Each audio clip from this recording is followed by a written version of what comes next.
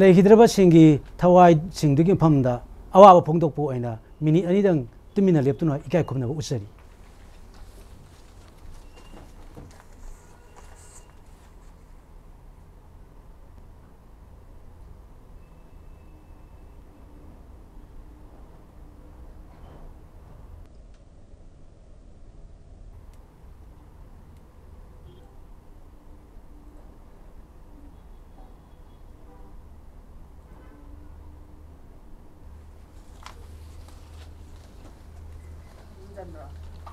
ngasi tharom asiga mai lenana sereng ama pathok pinana baidamakta akhoi oja romula da sinajare oja romula na tharom asibu saruk yabi bagi damakta hanana thagachari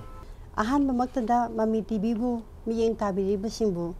laisram romula na ikok ngona khoramjari ayaki sereng amatang mayang gi mafam da lanthok jage ayaki sereng gi mami kaidongai aibo lawba lakani ngashidi ay nakong sida amok tang suuna khidrba na hakna ay inakta tumin na lepto na ay piji paito na tap na hayr pagum tawri kay daw ngay no ay bulaw wala ka daw riba kay daw ngay no ay bulaw wala ka daw riba ay mit ki pise nang hautre khamba nang nakaya dawa na khangnam gadaba thamoy da phawrukhi khangamdana nang na phanghiba chaithingi chainado nang na phanghiba chaithingi chainado nang bu hanjin odbikhi manghan bikhi nupi gi oibigi ikai khumnaba sagi pokchen chenba saram chat pasingduna nang bu hanjin odki nang bu hanjin odki saram chat pa makhoi singduna nangbu hanjin thiki phangba kaubudi laikhide nangbu hanjin ngaiki lakpa kaubudi laikhide nangbu popi palim gi mikap nangi apokpagi pende bawakat khuding maki thamoi kai khrabani pende bana khudum singduna lairibani ngasidi nangi ningai dana aroi batong khun taliba mafam ngasidi nangi ningai dana aroi batong khun taliba mafam khanglakpa mikuptani amuk kasu chaina hakpalang niba nang halakpa ngaidi halaklaroi khanglabasu thamoi sina nang na halakpa ngaidi halaklaroi khanglabasu thamoi sina nang munung sina kon gadabagi ngaidi nangi momona bi maithong yengadabagi ngaidi nangi apokpa pokpina nang bunung sina kon gadabagi ngaidi nangi momona rebe maithong yengadabagi ngaidi nangi apokpa apokpina nang na hanglibado kaidaw ngai ay wala kani nang na hanglibado kaidaw ngai ay wala kani ngasimak hojingmak lake wahangi paukhum ni ay khoigi laklagani soidana ay khoi loinamak laklagani soidana ay khoi loinamak maitay nung sa nabung nawpasing na katlarani na phamda bilugi pirang langban gi haisoy ga loina na tarpansu langban gi haisoy ga loina na tarpansu matang asidagi sereng losinjal mathangda aibi oja soraisam ane suridagi sereng amaga tabirasi ahan bamaktada mami tv bu miyeng tabiriba khwai pumnamupo ani sori sorai samna iko ngona khurumjari loina ngasigi thorma sida punbiriba punamakpusu aina iko ngonjari ngasi aina pathok jagadoriba saireng asi aikhoigi megi tang ahumda leikidrabi singdugi mafamda kathok jaba sairengni saireng sigi mamingna aroiba miko he ima thabum tara naupu awa kongai khang hanga mikap tabada awa ba pumba kaungambi naukon charei thon amitrama bu mayok nakhiba kaya da nungsi khraba mikupto samu namdapo tara chakpu in haina khongthang thang loksingi pukai talhanduna chalhaidaba lambi bu khabi ki sambal oina chalhaidaba lambi bu khabi ki sambal oina yelhongai dagi samtharakpa chatnabi bu punsigi tangkak amagi damak sirubada ikutchina khabiram kiba sambal maikai khangda humlakpa khusemgi akanba nongleina thokpi ki sambul ningol oibigi thokpi ki sambul ningol oibigi ikai khumnabagi phigau hanglabi aina tengthajaba natana leikhide upai tengthajaba natana leikhide upai hada uro namang sulang natung suten baligi hamengum len khiba ichin chu punsil labi aina kauning khi khonjel su hauna iramdam ibung ipasa aibu amuktang kanbiyo aibu amukta kanbiyo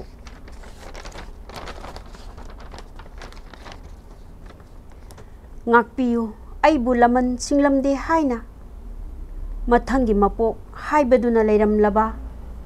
imagi siom nungda naupuba phanghanbiyo handak mapok simagidi chatlage ko ima chatlage ko ima aigi aroiba mikupta ima nangbu nungsibi yengjage imitsina pena aroiba ningsha sorna leptri phauba aroiba ningsha sorna leptri ba phauba pumnamakpo amukka hanna iko ngonjari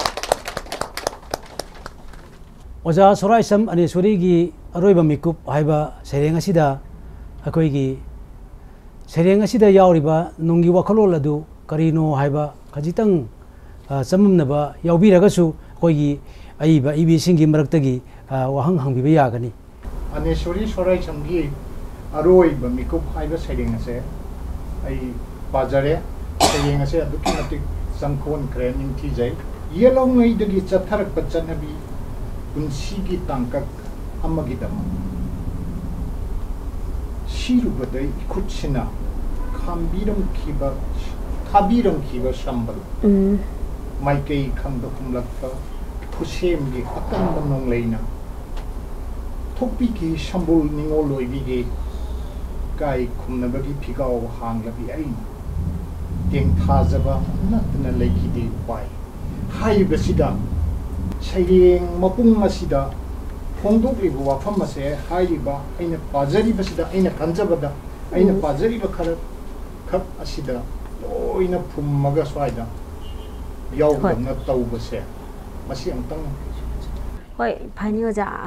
aina madu matang du aina aigi wakhal sida khallagi gi base angang hojiki victim se sina adi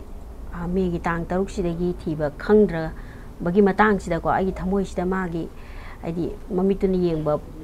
kano se viral chatpagi du uba kan sida agi thamoi sida yam nungai gi daba adi de magi wakhanda khalam ga dabado entang iramdam ibu basing sina adi any parcel amana ibu kan biraga di ai si amna nungai jagani na khallaga mamitu yengbagi posak tu uraga ijakibani ana smaina thamjage bu kanjabaduma adum pongdo pire oja ai bi khoi aneswari sorai sambu Fajaraba sereng ama ibibagi damakta amadi ngasi thorom masida thibibagi damakta hanna thagatsari jabasu thagatsari matangda akoi gi oja thongdaujam pramodini gi phamdagi sereng amaga tabirasi ahan ba maktada khoi gi mami tv bu yengbiriba amasung tabiriba singbu ikok nona ikai khumnaba usabaga loinana akoi gi studio sida lengsin biriba akoi gi oja singbusu aina ikai khumnaba utsari sereng asigi mamingdi misil oire yelhomi aigi sereng tabirasi misil oire yelhomi mai hauraba lemai sida mai ikle thawai kaya igi lokhong iaida ngasi lanban mayai sida ima nahaki minungsi tanayom labana thanungsu lamai mairi na lamlakle kanjabangamdana tengthare do seng khaibagum niklaba hakchangna lamal khumningna sem sarakle hayengi lambi yatlamnaba thawai pontha oirasu thawai pontha oirasu nangi le hau tana yom laba nangi le hau tana yom laba le maida hai na humna satli mayai kaya tana yom labi popi le rang singna phaidom kalla le rangi mayai tana yekna ba oihalle mali sing nakpak lepnare langi yumpham thonduna leina khuding nadi no limino kaya igi lokhong mayaida kaya da magul heliba sakhen bi popi le rang nangdi sakhen bi popi le rang nangdi natam pak ta pamduna khomlang mayok naduna yoksabi oina khomlang dagi henduna ikheng phang na singlabasu saina kha momol nok na saina tabu khangjabi imani nangdi apokpi mamagi khomlang mahau khangdrabani khanduna arang khorang maisak na ka henba matawni makhando wakhalna thabum tara naupudo na taibangda nasa oirabani khanjakhibani saidang laba maram sat amakpa wakhalgi sauraba ipakta asemba puwari oidaba namthak nangasidi ima nangbu saidang bini paukthok pire pak sauraba malemda minungsi khangdabini oijabata thibini haibire do ima Fiji da mai busuraduna angawbigum selhalle mafam khangda yokchamangi mahina mairi oina saktuna tangoi ole ngamna panam ningthogi di masai gonda matam pumnamakta munaidana sakliba maido nattene ima ngasigi munaidana sakliba mairi se na sai gonda apamba laksin bangamdraba mama masak khangdraba sa olaba minungsi yauddraba kayagi oijabatan ba mairini atia tamna kari ba mairi se minaina mapubutan ba mairini thajadraba lanpham mayaida oire mangpham kaya mapal dagi lamsillak pa khusa singna tangoi oyalle minai nai thangi punsironda hakpumba manghaldu nangasidi phiban sigi phijinda khangli sapu kallaba temgi sainasi tangoi olabale mai sigi utsingna malem sinna hungkrabasu mamal yaudre tangoigi tana tasinadre usinnadre watanari aronba phidadadi angamba kaya minam lang thaktuna sagaigi metal asiba ayamba kaya di maisak amatasu yaudana punak lairu mapalgi yumlai magi saktam lauraduna ngairi mapugi thaujal tana lukhak sagum tharakpado mangaksam thauri thuraduna makhong makhut punsinduna pokpagi mahayandraba puari sagon na horagadaba nasasing isana isagi lemaida lepchanabagi haksumun bikre hakpumba mangladuna lau mapuyong na talakle yelho aigi lemaida misel oire yelhomi lanpham mayai sida lepladuna kana mabungai khigani salai taret phiralna ningtamna paibado atiyada ukhigani khanduna thawaiga haksanga khainadringai lanban sida aigi yumpham leimaida makalam namarata na hugjaramba anauba pambi masa kayagi nakhal oina lepsaramba nungju nungsa khaktana phuktuna hongdok pire ngasidi anauba leimai amada amuk susinnadraba leimai sida lepna kangle yening hundana minung sigi irik kaya yauraba laijana khiklabasu laipalda jonglak laroi amu anauba mayoldi laipalda lepna kanglani aigi sereng matang aswada losinjari punamakum khonjari mami TV thoram sida pathok pegiba sereng michel oire yelhomi haiba sereng si tajabade yamna nungaije ekoida ngasigi samaj sida thokliba kodoba thoksing mayam sida ekoida thongingda thongna ma hapkat biuja ado bazana पाथोपीखिबा सेरिंगदुदा आइना मतेक खतंग आइना ओजाना खितंग भाई खरदंगा मुक थंबीना बाइना हाइजनिंग मसे इसानी इसागी लेमाइदा लेप्सनबा मुनबी खरबा हाइदना सुमाइना तौरबा मतुंगसिदा आइगी युमफम लेमाइदा मकालामना माराताना हौजरंबा अनुबा पनी मसा कयागी नाखलोइना लेप्सरंबा नोंजु नुसा फुक्तुना होंदोपी रे हाइदना ओजाना हाइबीरबा मफम मतंग सेवजा खितंग अंतंगा संदोंग अंतंगा हाइबीबा मसा कमायना सेमगनी अदगी करी तौगनी हाइदना अखोइगी अचौबा थौदांग लौरिबा अहल सिंजिना अखोइगी मयु मकैसे लोइना मै थादोकपिग्रबा मतुंगसिदा अतोपा मफम अमदा लांजेला अगा लैबा सिदा अहल लोइसलकपगी वाखन अखोइगी अदुगुमलाबा वाखन सिंगसे अखोइगी तुंगी आशा उरक्त्रबा अखोइगी लोइरगदबा मतमसे अखोइ ईश्वरना पीबा मतमसे नक्सलअबा समाइन तौदना मोइगी पुंसीजिना अखोइगी कनो अमसिदा लांजेनरकपा मफम रिलीफ कैम्प सिंगसिदा लैरकांदा मोइना खनबा वाखल मोइना साक्चबा अदगी कनागुंबना मिनुंगसी लेबा कनाना रिलीफ कैम्प दा लाकांदा अखोइगी मतेंग मयाम पांगबीर तारगसु मोइगी थमोइदुदा अखोइगी अचाकपा युम अदगी तांगोय ओलौरबा मफम सिंगसिदा अमु हंजन्नबगी आशासु उदबा अदुमाइन तौदना लैबा मयामसे अदुम मयामना पांगबीरेबा मतेंग करी करासिना मोइगी थमोइसिदा अखोइगी यामना पेंथोकना हिंगबदी ngamjadaba अदुगुंबा मयामसी उरकांदा अइना सिगी सैरेंगसिदा सिगुंबा मचेसे हापसखिबनी आइना थमजगे ओजा मथंगदा अखोइगी ओजा प्रमोदिनी अहोंग सांबमदगी मखा ताबा सैरेंग अमा ताबिरसे मम्मी टीवीबु येंबिरिबा चिन्नांसिंगी मफमदा इकोकनोना खुरुमजरी अमदी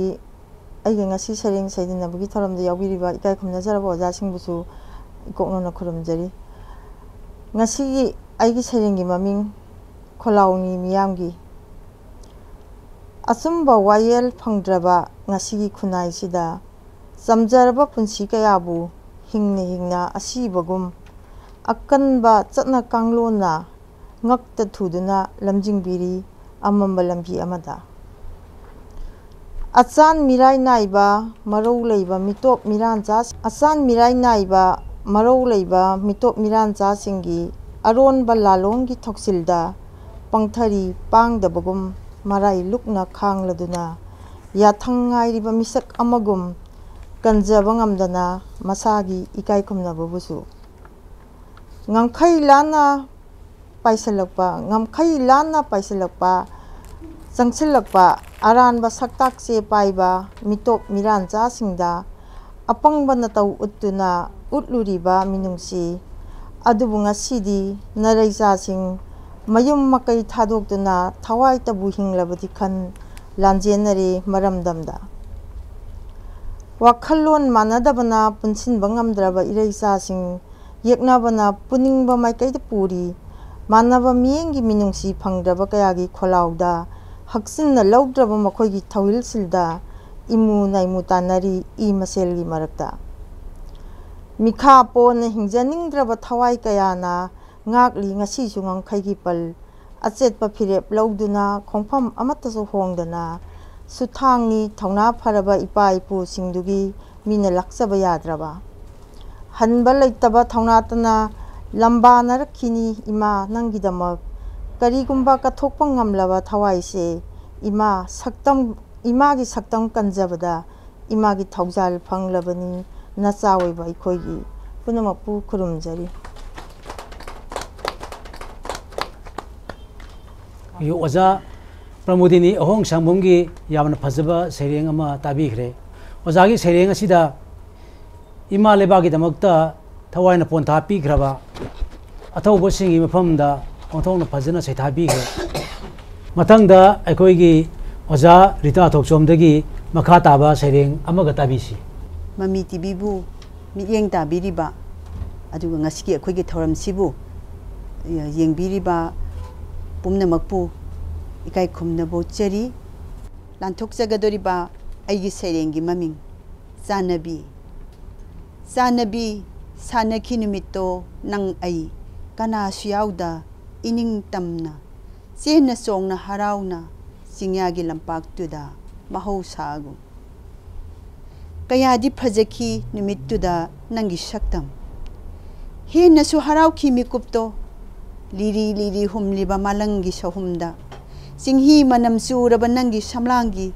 hai tharakpa sainon na zum zum na paduda hai humbado kaya dining thija kare kalak sakhi pamu jakhi itomata ikhut china sokpa phau ngamjakhi de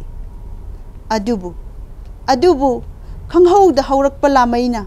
adubu khanghau da na haurak palamaina maikai pumba thatkhrabada kakngau na khi nang ai chen khi maikai salai khangda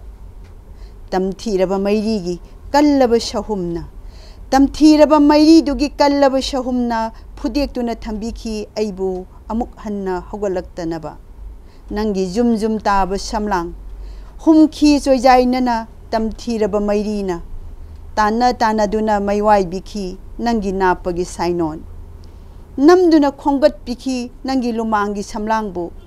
namduna khongat biki nangi lumangi samlangbu idagi su hena nganglaba mairi gi khutsa singduna aduga nungsi haitana langsin biki amuk asak pamainungduda pomna makpu amuk hanna kurumjari Ozari tagi sereng asida hoigi aibi singi lengsin biriba aibi singi maikai degi karigumba hangningba yauragasu hangbiba yagani Azana ibiriba sidaida huski lan di chaitheng na nupi singa kya munyam na chaitheng pibage maruina sahi nauriba singa chaitheng pibage haiba sisu azana aroibada yamna mairi oina adagi noina ikheng oina kallaba mairi gi sahumna phudek tuna thambi ki aibu ka haiba sida lan gi sahum manghalapagi phibam ma se akoi gi mita sangchang uhan bahaigadra apaba singi thamoida dum takta oina akoina palan bangammi na hajage isi dagi ngasi hojik pabi ki ba sereng se asuki matik phajena khanjai adubu sereng sigi maratagi aina di khangjaning ba makatang segina phomdagi hamjage ngasi gi nangi napagi saino namduna khongkat biki nangi lumangi samlangbu idagi su hena nganglaba mairi gi khutsa singduna aduga nungsi haidana langsin biki amuk achakpa mainunda haiba matik sigi ibiki ba matamda sigi wakhanda gari karamba khallaga ibiki bage habadum tang hamjari Thagatsari inau anyasori aina sigi sereng se handaki megi tang ahumdagi ko irang se haukhre sida aina khankiba wakhandi karigumba khangjadaba chamjaraba angang haitarene ko mokhoina di khangdana adumaina irang se thoi haraga su moidadi sum mokhoina sum karigumba ma sum chakhibadi sum phajai haida mokhoi singya tamya haiba simaktabu pukning sumatpa oi kom pumnamaki angang ne bidana traga su inkhalakpa angang singdadi moina khanghaudana adumani hek yoksaluraga adi moina ngasagi singya tamya gi phajaba si ubada moichung hak masung mamanaba haidi leidana imanaba sidi dum nupisuna pasore tinaba ye adumai chalubadagi moina smaina kanu leingere khanghaudana karigumba ama ngasagi mairi ama mai haba sidi salgapom badam sir kari su khamdi aidana adumai tawdana mairi sina moibu tanadana haita kanu maige khangdana haurakpa sida aibi singi maraktagi en malaya chanu mahaki mafamdagi makha taba sereng ama mayam punamangna taminarasi ahan bamaktada mami TV bu mieng tabiri bi khwai khuding makpu ikai khumnajabaga loinana aigi sereng pathokjari laman jingyagi napom singda karakliba maikhu jingyagi napom singda karakliba maikhu jiklaba khungang singda jaglakliba mairi sina karamba thamoino haraungno noklamgadaba karamba thamoino haraungna noklamgadaba masi maki chaitheng thamoi singduda singna hali angau ba sebang gumlaba singduda karigi sangjin biri manadraba phurukki amuba machu sing tengtha na su kapliba wakat phamsu leitriba masi makna oirak loidra lamangi lambung मसीमकना ओइरक्लोइदरा लमनगी लानबुंग करीगी सेमलिबनो करीगी सेमलिबनो Meena मिरक्सिदा करीगी पीरिबनो अवाबा चैथेंग करीगी ताकपीरिबनो इगी मसु इसम चमजरबा पिकलिबा नावासिंगसिदा नंगनसु हाइरी अखोइगी फुरुपता मानसु ताकली मखोइगी फुरुपता मरेबा नुसिबा सिंदुनसु थिंदुना ताकली कथोकपदना ngakli ngamkhaigi sambalsu kathokpadana ngakli ngamkhaigi sambalsu amakpa leitriba aranba khangriba launamba heitriba isamta jamjariba makhoigi thamoiduna aikhoibu warouram loidrane warouram loidrane apha apun yaudaba mafam निंखा तमजना सानब खक पामजब खेनबसु थंबिरी अवाटपसु याउदना खेननसु थंबिरी अवाटपसु याउदना मयुमदी नतना असेंब इमगुम तेंबांग संगी अचौबा का सिंगसिदा तेंबांग संगी अचौबा का सिंगसिदा अवाटपसु लेहनबिदे अपामबतसु पिबिरी मखोइनदी पेंजरीद्रने पुनमक्तु पिबिदुनसु ममादा हंगलिये कैदौंगै चटकनी अखोइगी युमदा ममादा हंगलिये कैदौंगै चटकनी अखोइगी युमदा लैकाइगी सानबुंगा तामना हल्लबा मखोइगा लान थेंगनरिबा हे अथौबसिंग नखोइगी लांदो अमुक्ता लेपी खोबा नखोइगी लांदो अमुक लेपी खोबा तेंथान कपलिबे इसा सिंगी मतौसिदा थमोइसे पुंगमद्रे अखोइसु ममाने थमोइसे पुंगमद्रे अखोइसु ममाने करीगबु चांगदमना सिगे नुंसीबा इसा सिंगसिगा करीगबु चांगदमना सिगे नुंसीबा इसा सिंगसिगा सिदा आइगी साइरेंग लोसिनजरे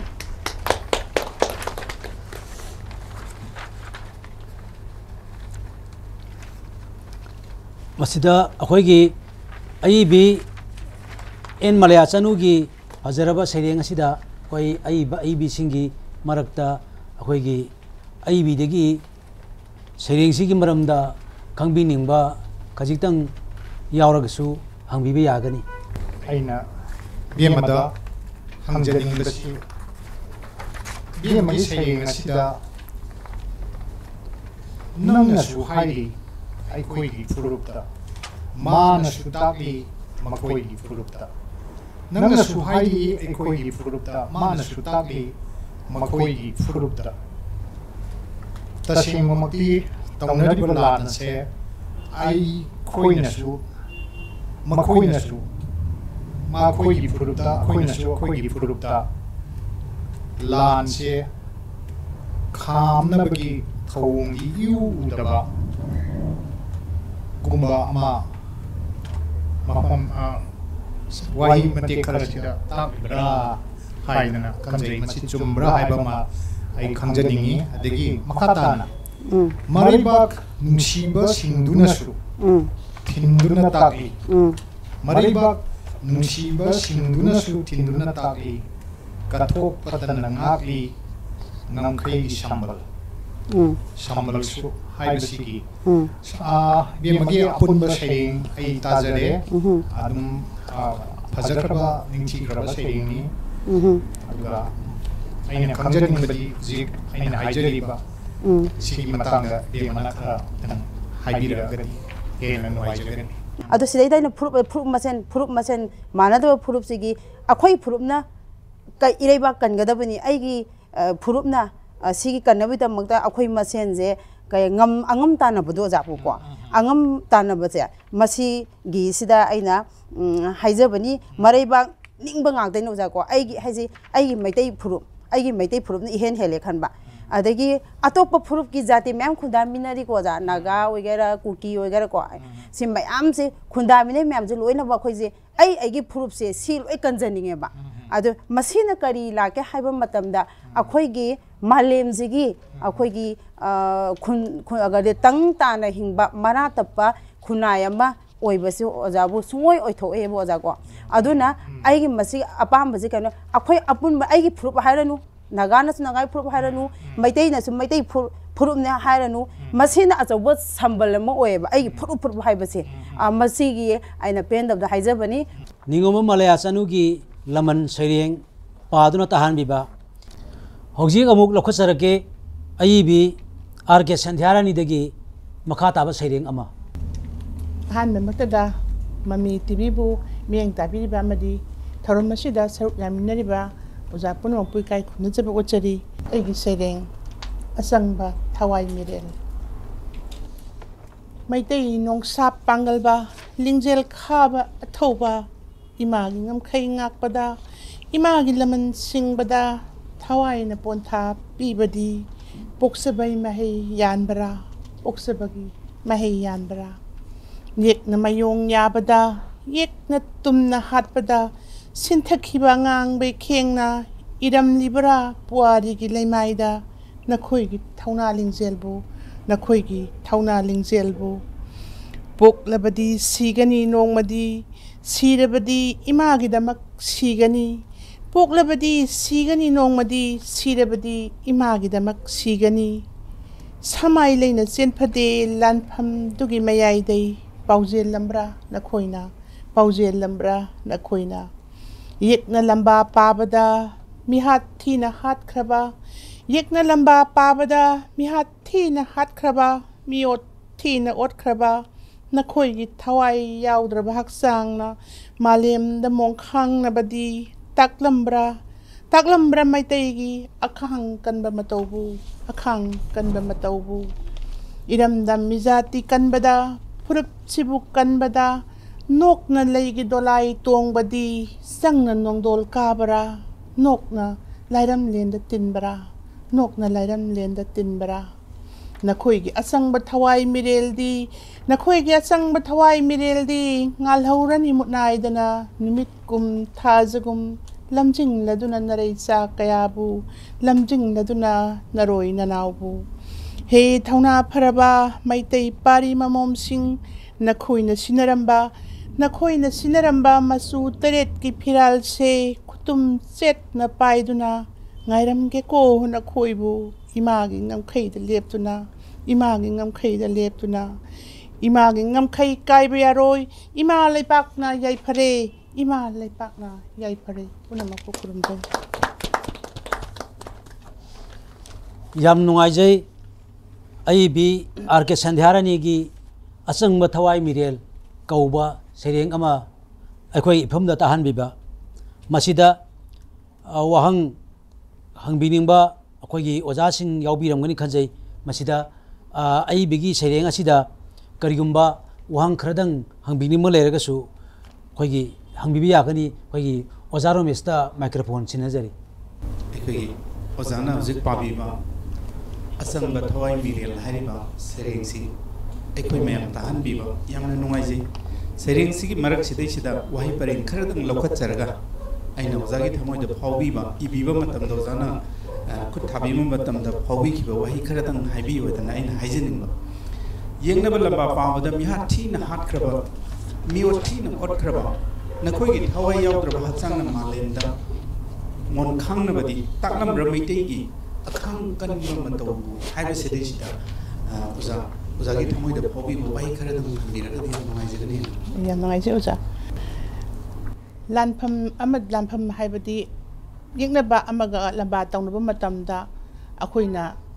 चुमनगी मी मा सिरिबा नोंमैना कापनतना जेनेबा कन्वेंशन की मतुंग इना याम थीना ओटपनेबा मखुत चलबा मियोय अमबु थांगना यानबा मा संककपा अमदी योटना करिना थोमदना मचेत समना हाइरबदा फयंगी ओजा रमेश ओजा राकेश यामना फिबम थोंना ममित मनाबा कोथोकपिबा खुजिन फकपिबा सिगुंबा मियोट मिनै मयामसे अखोइ मैतै सिंसिना यंगनबा लंबा पाबदा मियोट थीना ओटखरबा अखोइगी अथौबसिंसु मोइना ओटपिखिबसे करिगुंबा लानफमदुदा मोइना समाय लेदना हाइबदी सिगुम फिबमसे अखोइ लानसी संजनबा मतमदा अखोइ खुदोंग चारोइदरे हाइबा फावदा लैथोरपा याबा फावदा खांगागा ꯑꯩꯈꯣꯏ ꯃꯐꯝ ꯑꯗꯨꯗ ꯑꯩꯈꯣꯏ ꯏꯃꯥ ꯂꯩꯕꯥꯛꯀꯤꯗꯃꯛꯇ ꯊꯋꯥꯏ ꯑꯁꯤ ꯀꯠꯂꯁꯨ ꯀꯠꯀꯅꯤ ꯍꯥꯏꯅ ꯃꯈꯣꯏꯅ ꯆꯤꯡꯃꯥꯏꯗ ꯅꯠꯇ꯭ꯔꯒ ꯂꯥꯟꯐꯝꯗꯨꯗ ꯃꯣꯏꯅ ꯊꯋꯥꯏꯅ ꯄꯣꯟꯊꯥ ꯄꯤꯈꯤꯕꯗꯣ ꯑꯗꯨꯒꯨꯝꯕ ꯑꯗꯨꯗ ꯑꯩꯈꯣꯏ ꯃꯩꯇꯩꯁꯦ ꯊꯧꯅꯥ ꯂꯤꯡꯖꯦꯜ ꯌꯥꯝꯅ ꯂꯩꯕ ꯑꯉꯝꯕ ꯑꯈꯥꯡ ꯀꯟꯕ ꯃꯤꯑꯣꯏꯅꯤ ꯍꯥꯏꯅ ꯎꯠꯂꯝꯕ꯭ꯔꯥ ꯍꯥꯏꯗꯅ ꯑꯩ ꯃꯐꯝ ꯑꯁꯤꯗ ꯑꯩꯒꯤ ꯊꯃꯣꯏꯗ ꯐꯥꯎꯕ ꯈꯔꯗꯣ ꯑꯩꯍꯥꯛꯅ ꯐꯣꯡꯗꯣꯛꯆꯕꯅꯤ ꯑꯣꯖꯥ ꯆꯟꯅꯤꯕꯦꯝꯃ ꯑꯥꯔ.ꯀꯦ. ꯁꯟꯙ꯭ꯌꯥꯔꯥꯅꯤꯒꯤ ꯁꯩꯔꯦꯡ ꯑꯆꯪꯕ ꯊꯋꯥꯏ ꯃꯤꯔꯦꯜ ꯁꯩꯔꯦꯡ ꯑꯁꯤ ꯌꯥꯝꯅ ꯑꯔꯥꯏꯕ ꯂꯣꯟꯗꯥꯗ ꯑꯗꯨꯛꯀꯤ ꯃꯇꯤꯛ ꯐꯖꯅ ꯂꯦꯡꯈ꯭ꯔꯕ ꯄꯔꯦꯡ ꯑꯃꯅꯤ ꯍꯥꯏꯖꯒꯦ ꯃꯁꯤꯗ ꯑꯩꯅ ꯈꯪꯖꯅꯤꯡꯕꯗꯤ ꯅꯈꯣꯏꯒꯤ ꯑꯆꯪꯕ ꯊꯋꯥꯏ ꯃꯤꯔꯦꯜꯗꯤ ꯉꯥꯜꯍꯧꯔꯅꯤ ꯃꯨꯟꯅꯥꯏꯗꯅ ꯅꯨꯃꯤꯠꯀꯨꯝ ꯊꯥꯖꯒꯨꯝ ꯅꯈꯣꯏꯒꯤ ꯑꯆꯪꯕ ꯊꯋꯥꯏ ꯃꯤꯔꯦꯜꯗꯤ ꯉꯥꯜꯍꯧꯔꯅꯤ ꯃꯨꯟꯅꯥꯏꯗꯅ ꯅꯨꯃꯤꯠꯀꯨꯝ ꯊꯥꯖꯒꯨꯝ ꯂꯝꯖꯤꯡꯂꯗꯨꯅ ꯅꯔꯩꯆꯥ ꯀꯌꯥꯕꯨ ꯂꯝꯖꯤꯡꯂꯗꯨꯅ ꯅꯔꯣꯏ ꯅꯅꯧꯕꯨ ꯍꯥꯏꯕꯁꯦ ꯑꯩꯉꯣꯟꯗ ꯑꯩꯒꯤ ꯊꯃꯣꯏꯗ ꯅꯨꯡꯉꯥꯏꯖꯕ ꯑꯗꯒꯤ ꯄꯦꯟꯖꯕ ꯑꯃ ꯄꯣꯛꯆꯕ ꯍꯥꯏꯕꯗꯤ ꯑꯩꯈꯣꯏꯒꯤ ꯏꯆꯥ ꯏꯁꯨ ꯑꯩꯈꯣꯏꯒꯤ ꯏꯁꯨꯡ ꯏꯃꯥꯟꯅꯕ ꯑꯗꯒꯤ ꯊꯧꯅꯥ ꯐꯕꯁꯤꯡ ꯏꯁꯝ ꯁꯝꯅ ꯃꯈꯣꯏꯅ ꯀꯠꯈꯤꯕ ꯊꯋꯥꯏ ꯁꯤꯕꯨ ꯑꯩꯈꯣꯏꯒꯤ ꯃꯇꯝ ꯈꯨꯗꯤꯡꯃꯛꯇ ꯅꯨꯃꯤꯠ ꯊꯥꯖꯒꯨꯝ ꯂꯩꯍꯧꯒꯅꯤ ꯍꯥꯏꯕꯒꯤ ꯄꯨꯛꯅꯤꯡꯗ ꯑꯃ ꯐꯥꯎꯕꯤꯔꯒ ꯏꯕꯤꯈꯤꯕ꯭ꯔꯥ ꯀꯔꯤ ꯋꯥꯈꯜ ꯈꯟꯕꯤꯈꯤꯕꯒꯦ ꯁꯤꯒꯤ ꯃꯇꯥꯡꯗ ꯑꯩ ꯈꯪꯖꯅꯤꯡꯉꯤ ꯑꯗꯨ ꯑꯩ ꯍꯥꯏꯖꯒꯦ ꯑꯩꯈꯣꯏ ꯃꯤꯑꯣꯏꯕ ꯍꯥꯏꯕꯁꯤ ꯁꯤꯕ ꯍꯥꯏꯕꯁꯤ ꯄꯣꯛꯂꯕꯗꯤ ꯅꯣꯡꯃ ꯅꯣꯡꯃꯗꯤ ꯁꯤꯔꯒꯗꯕꯅꯤ ꯑꯗꯨꯕꯨ ꯍꯟꯗꯛꯀꯤ ꯂꯥꯟꯐꯝ ꯑꯁꯤꯗ ꯑꯩꯈꯣই ꯃꯩꯇꯩ ꯍꯥꯏꯕ ꯖꯥꯇꯤ ꯑꯁꯤꯗ ꯀꯠꯊꯣꯛꯄ ꯍꯥꯏꯕꯁꯤꯅ ꯀꯠꯊꯣꯛꯄꯒꯤ ꯏ ꯑꯁꯦ ꯃꯁꯥꯒꯤ ꯑꯩꯈꯣꯏꯒꯤ ꯖꯥꯇꯤ ꯑꯁꯤꯗ ꯌꯥꯎꯔꯛꯄ꯭ꯔꯥ ꯍꯥꯏꯅ ꯈꯟꯖꯩ ꯅꯣꯡꯃꯩ ꯀꯥꯞꯅꯔꯕ ꯆꯤꯡꯃꯥꯏꯗ ꯅꯣꯡꯃꯩ ꯀꯥꯞꯅꯔꯕ ꯑꯗꯒꯤꯗꯤ ꯑꯩꯈꯣꯏꯅ ꯇꯤꯌꯥꯔ ꯒ꯭ꯌꯥꯁꯅ ꯀꯥꯞꯄꯒ ꯑꯩꯈꯣꯏ ꯁꯣꯏꯗꯅ ꯄꯥꯜꯂꯒꯅꯤ ꯈꯪꯉ ꯐꯥꯎꯕꯗ ꯑꯩꯈꯣꯏꯁꯦ ꯍꯟꯕ ꯂꯩꯇꯅ ꯏꯁꯤꯡ ꯏꯆꯥꯎꯒꯨꯝꯅ ꯈꯥꯝꯅꯔꯨꯕ ꯇꯧꯗꯅ ꯍꯧꯅꯔꯨꯕ ꯇꯧꯗꯅ ꯏꯃꯥꯒꯤ ꯉꯝꯈꯩ ꯉꯥꯛꯇꯕ ꯌꯥꯗꯦ ꯍꯥꯏꯗꯅ ꯑꯩꯈꯣꯏꯒꯤ ꯏꯔꯩꯆꯥꯁꯤꯡꯁꯤꯅ ꯉꯁꯤ ꯂꯥꯟꯊꯦꯡꯅꯔꯤ ꯑꯗꯨꯅ ꯊꯋꯥꯏ ꯀꯠꯊꯣꯛꯂꯕꯁꯨ ꯏꯃꯥꯒꯤꯗꯃꯛꯇ ꯀꯠꯊꯣꯛꯀꯅꯤ ꯍꯥꯏꯅ ꯑꯊꯧꯕꯁꯤꯡꯅ ꯃꯈꯣꯏꯅ ꯊꯋꯥꯏ ꯏꯃꯥꯒꯤꯗꯃꯛꯇ ꯊꯋꯥꯏ ꯄꯣꯟꯊꯥ ꯄꯤꯈꯤꯕꯁꯦ ꯃꯈꯣꯏꯒꯤ ꯃꯤꯡꯆꯠ ꯑꯁꯤꯗꯤ ꯍꯌꯦꯡ ꯃꯤꯔꯣꯜ ꯆꯥꯔꯣꯜ ꯁꯨꯔꯣꯜ ꯀꯌꯥ ꯐꯥꯎꯕꯗ ꯃꯈꯣꯏꯒꯤ ꯃꯤꯡꯂꯦꯟ ꯑꯁꯤ ꯃꯨꯠꯅꯥꯏꯗꯅ ꯏꯇꯤꯍꯥꯁꯀꯤ ꯂꯩꯃꯥꯏꯗ ꯂꯩꯍꯧꯔꯒꯅꯤ ꯍꯥꯏꯅ ꯑꯩꯅꯁꯨ ꯑꯗꯨꯝ ꯅꯨꯃꯤꯠꯀꯨꯝ ꯊꯥꯖꯒꯨꯝ ꯉꯥꯜꯍꯧꯒꯅꯤ ꯍꯥꯏꯅ ꯑꯩꯅ ꯑꯣꯖꯥ ꯊꯝꯖꯅꯤꯡꯉꯤ ꯑꯗꯨꯒ ꯃꯈꯣꯏꯅ ꯀꯠꯊꯣꯛꯄꯗꯒꯤ ꯑꯩꯈꯣꯏ ꯏꯃꯥꯒꯤꯗꯃꯛꯇ ꯑꯩꯈꯣꯏ ꯃꯤꯑꯣꯏꯕ ꯍꯥꯏꯕꯁꯦ ꯑꯩꯈꯣꯏ ꯏꯔꯩꯆꯥꯁꯤꯡꯁꯦ ꯏꯃꯥ ꯉꯝꯈꯩꯗꯃꯛꯇ ꯀꯠꯊꯣꯛꯀꯅꯤ ꯍꯥꯏꯕ ꯑꯁꯤꯅ ꯂꯝꯖꯤꯡ ꯑꯣꯏꯔꯒ ꯉꯁꯤ ꯂꯥꯟꯐꯝꯗ ꯃꯤꯑꯣꯏ ꯑꯃ ꯁꯤꯔꯦ ꯍꯥꯏꯔꯒ ꯑꯣꯖꯥ ꯃꯤꯑꯣꯏ ꯂꯤꯁꯤꯡꯅ ꯈꯨꯖꯤꯡ ꯑꯣꯏꯔꯒ ꯂꯥꯟꯐꯝꯗꯨꯗ ꯆꯣꯡꯁꯜꯂꯤ ꯑꯗꯨꯅ ꯃꯈꯣꯏꯒꯤ ꯊꯧꯅꯥꯗꯨ ꯎꯔꯒ ꯑꯩꯈꯣꯏꯗ ꯍꯦꯟꯅ ꯊꯧꯅꯥ ꯍꯥꯞꯄꯒ ꯏꯃꯥ ꯂꯩꯕꯥꯛ ꯀꯟꯒꯗꯕꯅꯤ ꯏꯃꯥꯒꯤꯗꯃꯛꯇ ꯀꯠꯊꯣꯛꯀꯗꯕꯅꯤ ꯍꯥꯏꯅ ꯃꯈꯣꯏꯅ ꯂꯝꯖꯤꯡ ꯃꯩꯔꯥ ꯑꯣꯏ ꯃꯈꯣꯏꯒꯤ ꯊꯋꯥꯏꯁꯤꯡꯗꯨꯅ ꯍꯥꯏꯅ ꯈꯟꯖꯔꯒ ꯑꯩꯅ ꯂꯝꯖꯤꯡꯅꯗꯨꯅ ꯅꯔꯩꯆꯥꯁꯤꯡꯕꯨ ꯂꯝꯖꯤꯡꯅꯗꯨꯅ ꯅꯔꯣꯏ ꯅꯔꯥꯎꯁꯤꯡꯕꯨ ꯍꯥꯏꯅ ꯃꯈꯣꯏ ꯊꯋꯥꯏ ꯃꯤꯔꯦꯜ ꯑꯁꯤꯅ ꯑꯩꯈꯣꯏꯕꯨ ꯍꯦꯟꯅ ꯏꯃꯥ ꯂꯩꯕꯥꯛꯀꯤꯗꯃꯛꯇ ꯀꯠꯊꯣꯛꯅꯤꯡꯕꯒꯤ ꯏꯊꯤꯜ ꯑꯃ ꯏꯅꯣꯠ ꯑꯃ ꯍꯥꯞꯄꯤꯔꯝꯃꯤ ꯍꯥꯏꯅ ꯈꯟꯖꯔꯒ ꯃꯐꯝ ꯑꯁꯤꯗ ꯑꯩꯅ ꯁꯩꯊꯥꯖꯕꯅꯤ ꯑꯣꯖꯥ ꯑꯏꯕꯤ ꯑꯣꯖꯥ ꯑꯥꯔ.ꯀꯦ. ꯁꯟꯙ꯭ꯌꯥꯔꯥꯅꯤꯕꯨ ꯍꯟꯅ ꯊꯥꯒꯠꯆꯔꯤ ꯃꯊꯪ ꯑꯁꯤꯗꯤ ꯑꯩꯈꯣꯏꯒꯤ ꯅꯨꯄꯥꯂꯛꯇꯒꯤ ꯑꯏꯕ ꯑꯣꯖꯥ ꯏꯔꯦꯡꯕꯝ ꯔꯣꯃꯦꯁꯄꯨ ꯂꯧꯈꯠꯆꯔꯒ ꯑꯣꯖꯥ ꯏꯔꯦꯡꯕꯝ ꯔꯣꯃꯦꯁꯇꯒꯤ ꯃꯈꯥ ꯇꯥꯕ ꯁꯩꯔꯦꯡ ꯑꯃꯨꯛ ꯇꯥꯃꯤꯟꯅꯔꯁꯤ ꯃꯃꯤ ꯇꯤꯚꯤꯒꯤ ꯊꯧꯔꯝꯕꯨ ꯌꯦꯡꯕꯤꯔꯤꯕ ꯑꯃꯗꯤ ꯉꯁꯤꯒꯤ ꯊꯧꯔꯝ ꯑꯁꯤꯗꯩꯁꯤꯗ ꯂꯦꯡꯕꯤꯔꯛꯂꯤꯕ ꯏꯆꯤꯟ ꯏꯅꯥꯎ ꯈ꯭ꯋꯥꯏ ꯄꯨꯝꯅꯃꯛꯀꯤ ꯃꯐꯝꯗ ꯏꯀꯣꯛ ꯅꯣꯟꯖꯕꯒ ꯂꯣꯏꯅꯅ ꯑꯩꯍꯥꯛꯀꯤꯁꯨ ꯄꯥꯊꯣꯛꯆꯔꯤ ꯁꯩꯔꯦꯡ ꯊꯣꯛꯂꯔꯕꯗ ꯃꯀꯣꯛ ꯌꯥꯎꯗꯕꯗ ꯑꯔꯨꯕ ꯋꯥꯔꯦꯞ ꯂꯧꯍꯟꯕ ꯃꯔꯣꯜ ꯊꯣꯛꯇꯕ ꯃꯤꯗ ꯅꯨꯡꯁꯤꯕ ꯁꯨꯔꯒꯤ ꯏꯁꯩ ꯁꯛꯍꯟꯕ ꯃꯃꯤꯠ ꯎꯗꯕꯗ ꯐꯖꯕ ꯗ꯭ꯔꯤꯁ ꯌꯦꯡꯍꯟꯕ ꯃꯅꯥ ꯄꯪꯕ ꯃꯤꯗ ꯅꯨꯡꯁꯤꯕ ꯏꯁꯩ ꯁꯨꯔ ꯇꯥꯍꯟꯕ ꯃꯈꯣꯡ ꯌꯥꯎꯗꯕꯗ ꯑꯔꯨꯕ ꯄꯥꯎ ꯄꯨꯗꯨꯅ ꯆꯦꯜꯍꯟꯕ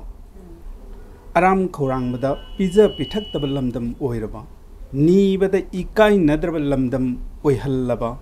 ꯂꯨꯆꯤꯡꯕꯅ ꯆꯌꯣꯝ ꯁꯥꯕ ꯂꯝꯗꯝ ꯑꯅꯤ ꯊꯣꯛꯄꯤ ꯑꯣꯏꯔꯝꯕꯗꯒꯤ ꯃꯔꯤ ꯊꯣꯛꯄꯤ ꯑꯣꯏꯔꯕ ꯂꯝꯗꯝ ꯏꯁꯨꯃꯥꯡ ꯁꯤꯠꯇꯅ ꯃꯤꯁꯨꯃꯥꯡ ꯁꯤꯠꯂꯒ ꯂꯦꯝꯕ ꯂꯝꯗꯝ ꯑꯣꯏꯔꯕ ꯄꯨꯝꯅꯃꯛꯁꯦ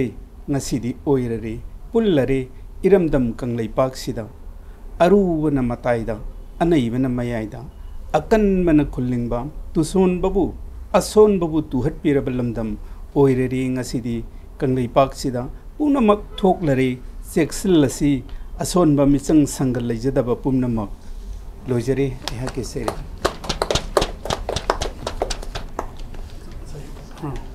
ꯌꯥꯝꯅ ꯐꯖꯩ ꯑꯣꯖꯥ ꯏꯔꯦꯡꯕꯝ ꯔꯣꯃꯦꯁꯀꯤ ꯊꯣꯛꯂꯔꯕꯗ ꯍꯥꯏꯕ ꯁꯩꯔꯦꯡ ꯑꯁꯤ ꯑꯣꯖꯥꯒꯤ ꯁꯨꯞꯅꯒꯤ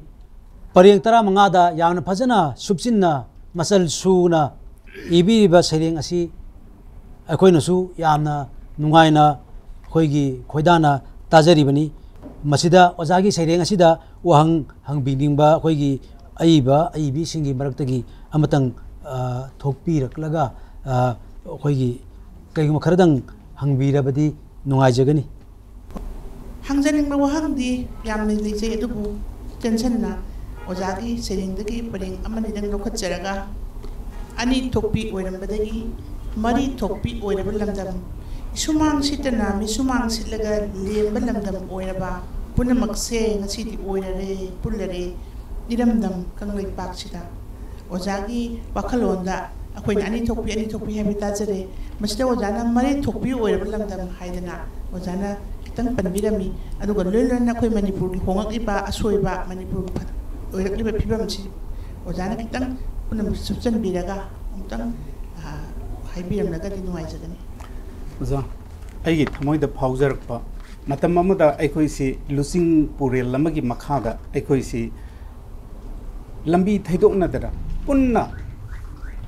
ꯆꯠꯃꯤꯟꯅꯔꯝꯕ ꯈꯣꯡꯆꯠ ꯑꯃꯗꯒꯤ ꯉꯁꯤꯗꯤ ꯑꯩꯁꯨ ꯃꯥꯁꯨ ꯃꯤꯁꯨ ꯂꯨꯆꯤꯡꯕ ꯑꯣꯏꯅꯤꯡꯉꯛꯄꯗꯒꯤ ꯑꯅꯤ ꯊꯣꯛꯇꯅ ꯑꯅꯤ ꯊꯣꯛꯂꯒ ꯁꯨꯃꯛ ꯆꯠꯅꯔꯛꯑꯦ ꯉꯁꯤꯗꯤ ꯑꯅꯤ ꯊꯣꯛꯂꯝꯕꯗꯒꯤ ꯃꯥꯟꯅꯗꯕ ꯋꯥꯈꯜ ꯃꯌꯥꯝ ꯑꯃꯅ ꯉꯁꯤꯗꯤ ꯃꯥꯡꯖꯤꯟ ꯊꯥꯅꯔꯛꯇꯅ ꯉꯁꯤꯗꯤ ꯃꯤꯌꯥꯝꯁꯦ ꯇꯣꯉꯥꯟ ꯇꯣꯉꯥꯟꯕ ꯄꯨꯟꯁꯤꯟꯕ ꯌꯥꯗ꯭ꯔꯕ ꯂꯤꯆꯠ ꯋꯥꯈꯜ ꯁꯥꯖꯠ ꯆꯛꯆꯥ ꯏꯊꯛ ꯃꯥꯟꯅꯗꯕ ꯃꯌꯥꯝ ꯑꯃ ꯊꯣꯛꯂꯛꯄꯗꯒꯤ ꯉꯁꯤꯗꯤ ꯑꯅꯤ ꯊꯣꯛꯂꯝꯕꯗꯨꯗꯒꯤ ꯍꯦꯟꯅ ꯃꯁꯤꯡ ꯌꯥꯝꯈꯠꯂꯛꯄꯗꯨ ꯎꯕꯗꯒꯤ ꯑꯣꯖꯥ ꯑꯩꯒꯤ ꯊꯃꯣꯏꯗ ꯅꯨꯡꯉꯥꯏꯖꯗꯕꯗꯨꯅ ꯉꯁꯤꯗꯤ ꯑꯅꯤꯗꯨꯗꯒꯤ ꯍꯦꯟꯅ ꯃꯔꯤꯗꯒꯤ ꯍꯦꯟꯅ ꯃꯁꯤꯡ ꯌꯥꯝ ꯊꯣꯛꯈ꯭ꯔꯦ ꯍꯥꯏꯗꯅ ꯑꯩꯍꯥꯛꯀꯤ ꯊꯃꯣꯏꯗ ꯐꯥꯎꯔꯛꯄꯗ ꯑꯣꯏꯅ ꯊꯝꯖꯕꯅꯤ ꯑꯣꯖꯥ ꯅꯨꯡꯉꯥꯏꯖꯩ ꯑꯣꯖꯥꯅ ꯃꯌꯦꯛ ꯁꯦꯡꯅ ꯇꯥꯛꯄꯤꯔꯝꯕ ꯑꯣꯖꯥꯕꯨ ꯐꯅ ꯌꯥꯝꯅꯁꯨ ꯑꯩꯈꯣꯏꯒꯤ ꯆꯥꯅꯕ ꯃꯇꯝꯁꯤꯗ ꯑꯩꯈꯣꯏꯒꯤ ꯏꯔꯝꯗꯝꯁꯤꯗ ꯇꯧꯔꯤꯕ ꯃꯆꯠꯁꯦ ꯑꯁꯤꯗ ꯃꯀꯣꯛ ꯌꯥꯎꯗꯕꯗ ꯑꯔꯨꯕ ꯋꯥꯔꯦꯞ ꯂꯧꯍꯟꯕ ꯀꯔꯦꯝꯅꯕꯒꯤ ꯀꯩꯅꯣ ꯑꯃ ꯌꯥꯎꯔꯤ ꯃꯆꯦꯛꯇ ꯌꯩꯕ ꯍꯥꯏꯕꯗꯤ ꯃꯀꯣꯛ ꯌꯥꯎꯗꯕꯗꯨꯅ ꯑꯔꯨꯕ ꯋꯥꯔꯦꯞꯇꯣ ꯂꯧꯔꯒ ꯑꯩꯈꯣꯏꯅ ꯊꯦꯡꯅꯒꯗꯧꯔꯤꯕꯅ ꯑꯗꯨꯒꯤ ꯑꯋꯥꯕꯅ ꯃꯆꯥ ꯃꯅꯥꯎꯁꯤꯡꯗ ꯊꯦꯡꯅꯕ ꯑꯗꯒꯤ ꯃꯅꯥ ꯄꯪꯕ ꯃꯤꯗ ꯅꯨꯡꯁꯤꯕ ꯏꯁꯩ ꯁꯨꯔ ꯇꯥꯍꯟꯕ ꯀꯔꯤꯕꯨ ꯀꯥꯟꯅꯔꯤꯗꯣꯔꯤꯕ ꯃꯁꯤ ꯏꯅꯥꯎꯒꯤ ꯊꯃꯣꯏꯗ ꯐꯥꯎꯔꯛꯄ ꯀꯩꯅꯣꯗꯨꯅꯦ ꯍꯥꯏꯅ ꯂꯧꯖꯩ ꯑꯗꯒꯤ ꯂꯨꯆꯤꯡꯕꯅ ꯆꯩꯌꯣꯝ ꯁꯥꯕ ꯂꯝꯗꯝ ꯍꯥꯏꯗꯤ ꯃꯤ ꯃꯁꯤꯡꯗꯒꯤ ꯂꯨꯆꯤꯡꯕꯒꯤ ꯃꯁꯤꯡꯅ ꯍꯦꯟꯕꯒꯨꯝꯕ ꯇꯧꯕ ꯑꯗꯨꯝꯕ ꯑꯩꯈꯣꯏꯒꯤ ꯂꯝꯗꯝ ꯑꯃꯒꯤ ꯃꯅꯥꯠ ꯑꯃ ꯑꯣꯏꯕ ꯑꯗꯣ ꯃꯄꯨꯡ ꯑꯣꯏꯅ ꯏꯅꯥꯎꯒꯤ ꯁꯩꯔꯦꯡꯁꯤꯗ ꯎꯕ ꯐꯪꯖꯔꯤꯁꯦ ꯑꯩꯒꯤ ꯃꯣꯠ ꯑꯣꯏꯅ ꯑꯩꯈꯣꯏꯒꯤ ꯀꯔꯤ ꯍꯥꯏꯇꯥꯔꯦ ꯂꯨꯆꯤꯡ ꯄꯨꯔꯦꯜꯅ ꯂꯩꯕꯤꯔꯤꯕꯁꯤꯡꯁꯤꯗ ꯍꯥꯏꯐꯦꯠ ꯑꯩꯈꯣꯏꯒꯤ ꯂꯛꯅꯕꯣꯏ ꯃꯆꯦꯛꯇ ꯀꯔꯤꯗ ꯌꯩꯕꯒꯨꯝꯕꯒꯤ ꯑꯃ ꯌꯥꯎꯕ꯭ꯔꯥꯅ ꯈꯟꯖꯩ ꯏꯅꯥꯎꯒꯤ ꯃꯣꯠꯇ ꯀꯔꯤ ꯂꯩꯔꯤꯒꯦ ꯇꯥꯛꯄꯤꯌꯨ ꯇꯁꯦꯡꯕꯅꯤ ꯗꯥꯆꯧꯕ ꯃꯤꯌꯥꯝꯒꯤ ꯍꯧꯖꯤꯛ ꯉꯁꯤꯃꯛ ꯊꯣꯛꯂꯤꯕꯁꯦ ꯑꯩꯈꯣꯏ ꯈꯨꯗꯤꯡꯃꯛ ꯀꯔꯥꯏꯗ ꯌꯩꯔꯒ ꯀꯔꯝꯕ ꯑꯆꯨꯝꯕ ꯄꯥꯎꯈꯨꯝ ꯄꯤꯒꯗꯒꯦ ꯍꯥꯏꯁꯦ ꯑꯩꯈꯣꯏ ꯂꯣꯏꯅꯃꯛ ꯈꯪꯅꯔꯦ ꯏꯟꯇꯦꯂꯤꯖꯦꯟꯁꯇꯒꯤ ꯏꯁꯝ ꯁꯝꯅ ꯃꯅꯤꯄꯨꯔꯒꯤ ꯂꯩꯉꯥꯛꯀꯤ ꯃꯀꯣꯛ ꯍꯥꯏꯗꯅ ꯍꯥꯏꯔꯨꯔꯒꯗꯤ ꯍꯣꯔꯦꯟ ꯀꯔꯤ ꯑꯣꯏꯗꯣꯏꯅꯣ ꯈꯪꯗꯦ ꯂꯩꯔꯤꯕꯁꯦ ꯑꯗꯨꯒ ꯁꯦꯟꯇ꯭ꯔꯦꯜ ꯒꯣꯚꯔꯟꯃꯦꯟꯠꯗꯒꯤꯁꯨ ꯑꯩꯈꯣꯏ ꯃꯄꯥꯟꯂꯣꯝꯗꯒꯤꯁꯨ ꯍꯥꯏꯔꯦ ꯑꯩꯈꯣꯏꯅ ꯉꯁꯤ ꯃꯅꯤꯄꯨꯔꯗ ꯊꯣꯛꯂꯤꯕ ꯏꯅꯥꯏ ꯇꯥꯔꯤꯕ ꯈꯨꯗꯤꯡꯃꯛꯁꯤꯡꯒꯤ ꯍꯧꯔꯛꯐꯝꯁꯤ ꯅꯥꯔꯀꯣ ꯇꯦꯔꯣꯔꯤꯖꯝꯅꯦꯅ ꯍꯥꯏꯔꯦ ꯃꯄꯥꯟꯗꯒꯤ ꯂꯥꯛꯄ ꯐꯣꯔꯁꯁꯤꯡꯅ ꯑꯩꯈꯣꯏꯗ ꯄ꯭ꯔꯦꯁꯔ ꯄꯤꯔꯕꯅꯦꯁꯨ ꯍꯥꯏꯔꯦ ꯍꯧꯔꯛꯐꯝ ꯈꯪꯉꯒꯗꯤ ꯍꯧꯔꯛꯐꯝꯗꯨ ꯊꯦꯡꯅꯔꯣꯅ ꯊꯦꯡꯅꯗꯦ ꯑꯩꯈꯣꯏ ꯍꯧꯖꯤꯛ ꯑꯗꯨꯅ ꯑꯩꯈꯣꯏ ꯈꯨꯗꯤꯡꯃꯛꯁꯤꯡꯁꯤꯗꯩꯁꯤꯗ ꯂꯩꯃꯤꯟꯅꯔꯤꯕ ꯑꯩꯈꯣꯏ ꯈꯨꯗꯤꯡꯃꯛꯅ ꯉꯁꯤꯗꯤ ꯄꯨꯟꯅ ꯊꯦꯡꯅꯃꯤꯟꯅꯁꯦ ꯍꯥꯏꯔꯦ ꯊꯦꯡꯅꯒꯗꯧꯔꯤꯁꯦ ꯀꯅꯥꯒꯤ ꯋꯥꯔꯦꯞꯇ ꯂꯨꯆꯤꯡꯕ ꯀꯅꯥꯒꯤ ꯋꯥꯈꯜꯂꯣꯟꯅ ꯑꯩꯈꯣꯏꯒꯤ ꯑꯆꯨꯝꯕ ꯋꯥꯔꯦꯞꯇꯨ ꯂꯧꯒꯗꯧꯔꯤꯅꯣ ꯍꯥꯏꯕꯁꯦ ꯑꯩꯈꯣꯏꯗ ꯏꯈꯪ ꯈꯪꯅꯔꯒ ꯂꯧꯒꯗꯕ ꯃꯥꯅꯗꯤ ꯂꯧꯗꯕ ꯇꯧꯒꯗꯕ ꯃꯈꯣꯏꯅꯗꯤ ꯇꯧꯔꯛꯇꯕ ꯑꯗꯨꯒ ꯉꯁꯤꯗꯤ ꯑꯩꯒꯤ ꯂꯩꯀꯥꯏ ꯑꯩꯒꯤ ꯈꯨꯟꯗꯤ ꯉꯥꯛꯇ ꯌꯥꯗꯦ ꯍꯥꯏꯗꯅ ꯑꯩꯈꯣই ꯃꯌꯥꯝꯁꯤꯅ ꯊꯣꯛꯑꯒ ꯊꯋꯥꯏꯅ ꯄꯣꯟꯊꯥꯗꯤ ꯄꯤꯔꯤꯕ ꯊꯋꯥꯏꯅ ꯄꯣꯟꯊꯥ ꯄꯤꯈ꯭ꯔꯤꯕ ꯃꯈꯣꯏꯁꯤꯡꯗꯣ ꯉꯁꯤꯗꯤ ꯖꯦꯜꯗ ꯑꯃꯨꯛ ꯁꯤꯈ꯭ꯔꯕ ꯂꯩꯅꯨꯡꯗ ꯐꯨꯡꯈ꯭ꯔꯕꯁꯤꯡꯗꯣ ꯑꯃꯨꯛ ꯀꯣꯊꯣꯛꯑꯒ ꯖꯦꯜꯗ ꯑꯃꯨꯛ ꯊꯝꯕꯒꯤ ꯐꯤꯕꯝ ꯂꯩꯔꯦꯕ ꯑꯗꯨꯅ ꯑꯩꯒꯤ ꯋꯥꯈꯜꯗ ꯑꯩꯅ ꯈꯟꯖꯔꯛꯄꯗ ꯃꯀꯣꯛ ꯌꯥꯎꯗꯕꯁꯤꯡꯗꯨꯅ ꯂꯧꯕ ꯋꯥꯔꯦꯞ ꯍꯥꯏꯗꯅ ꯑꯩꯅ ꯉꯁꯥꯏ ꯑꯍꯥꯟꯕꯗ ꯍꯧꯗꯣꯛꯆꯔꯤꯁꯤ ꯃꯁꯤꯅꯤ ꯑꯗꯨꯅ ꯉꯁꯤꯃꯛꯇꯤ ꯑꯩꯈꯣꯏ ꯈꯨꯗꯤꯡꯃꯛꯁꯤꯡ ꯑꯁꯤ ꯑꯋꯥꯕꯒꯤ ꯏꯄꯥꯛꯇ ꯁꯨꯃꯛ ꯂꯪꯊꯕ अदुगा अखोइगी चटकदब लंबीदुदी इउ उनरगा थबक पांगथोकदबदुदी हौदोकदबना हौदोक्तना ngसागी अखोइना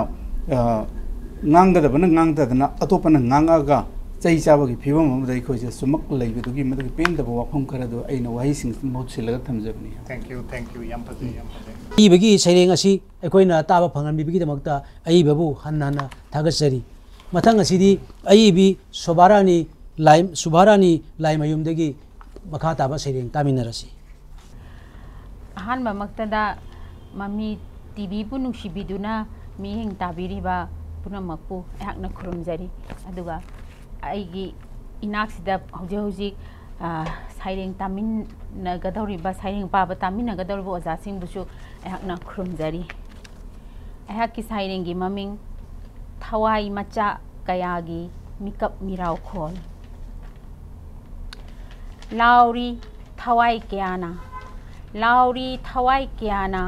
मखोल थोक्ता तुमिन्ना नुहिक नरा खोंजेलदा मिकप थोकलो ताइबंगी खोंचटनी पोक पशिबा अदुबु थवाई एखोइसु मतम जाना हनिंगी हनफमदुदा थवाई एखोइना लमजिंगली तुंगी युम्भिरेन सिंगिदमा लाव मखोल थोकना तासिन्नदबा सिंगी मनाकोंग यौननबा लमसत नाइद्रबा साहिंग चाबा कांगलो मखोइगिसु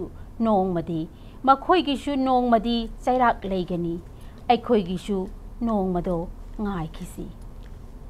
nongmada pokpa machana nini siba haunade nongmada pokpa machana nini siba haunade thasing sahi kumja kaya sangja sanu warak setpa taibang pane thawai kayagi mikap mirau khol tabi gani nongmadi taibang semba mapuna ehaki sairing pathok seba loijare khurunjari amukana khoi oja laimayum subharani gi saireng thawai macha kaya gi mikap mirau khol akoi punamakna taminare oja gi saireng asida okoi gi oja Sarachandra ningthok jamana kari haibing magi habidu habitang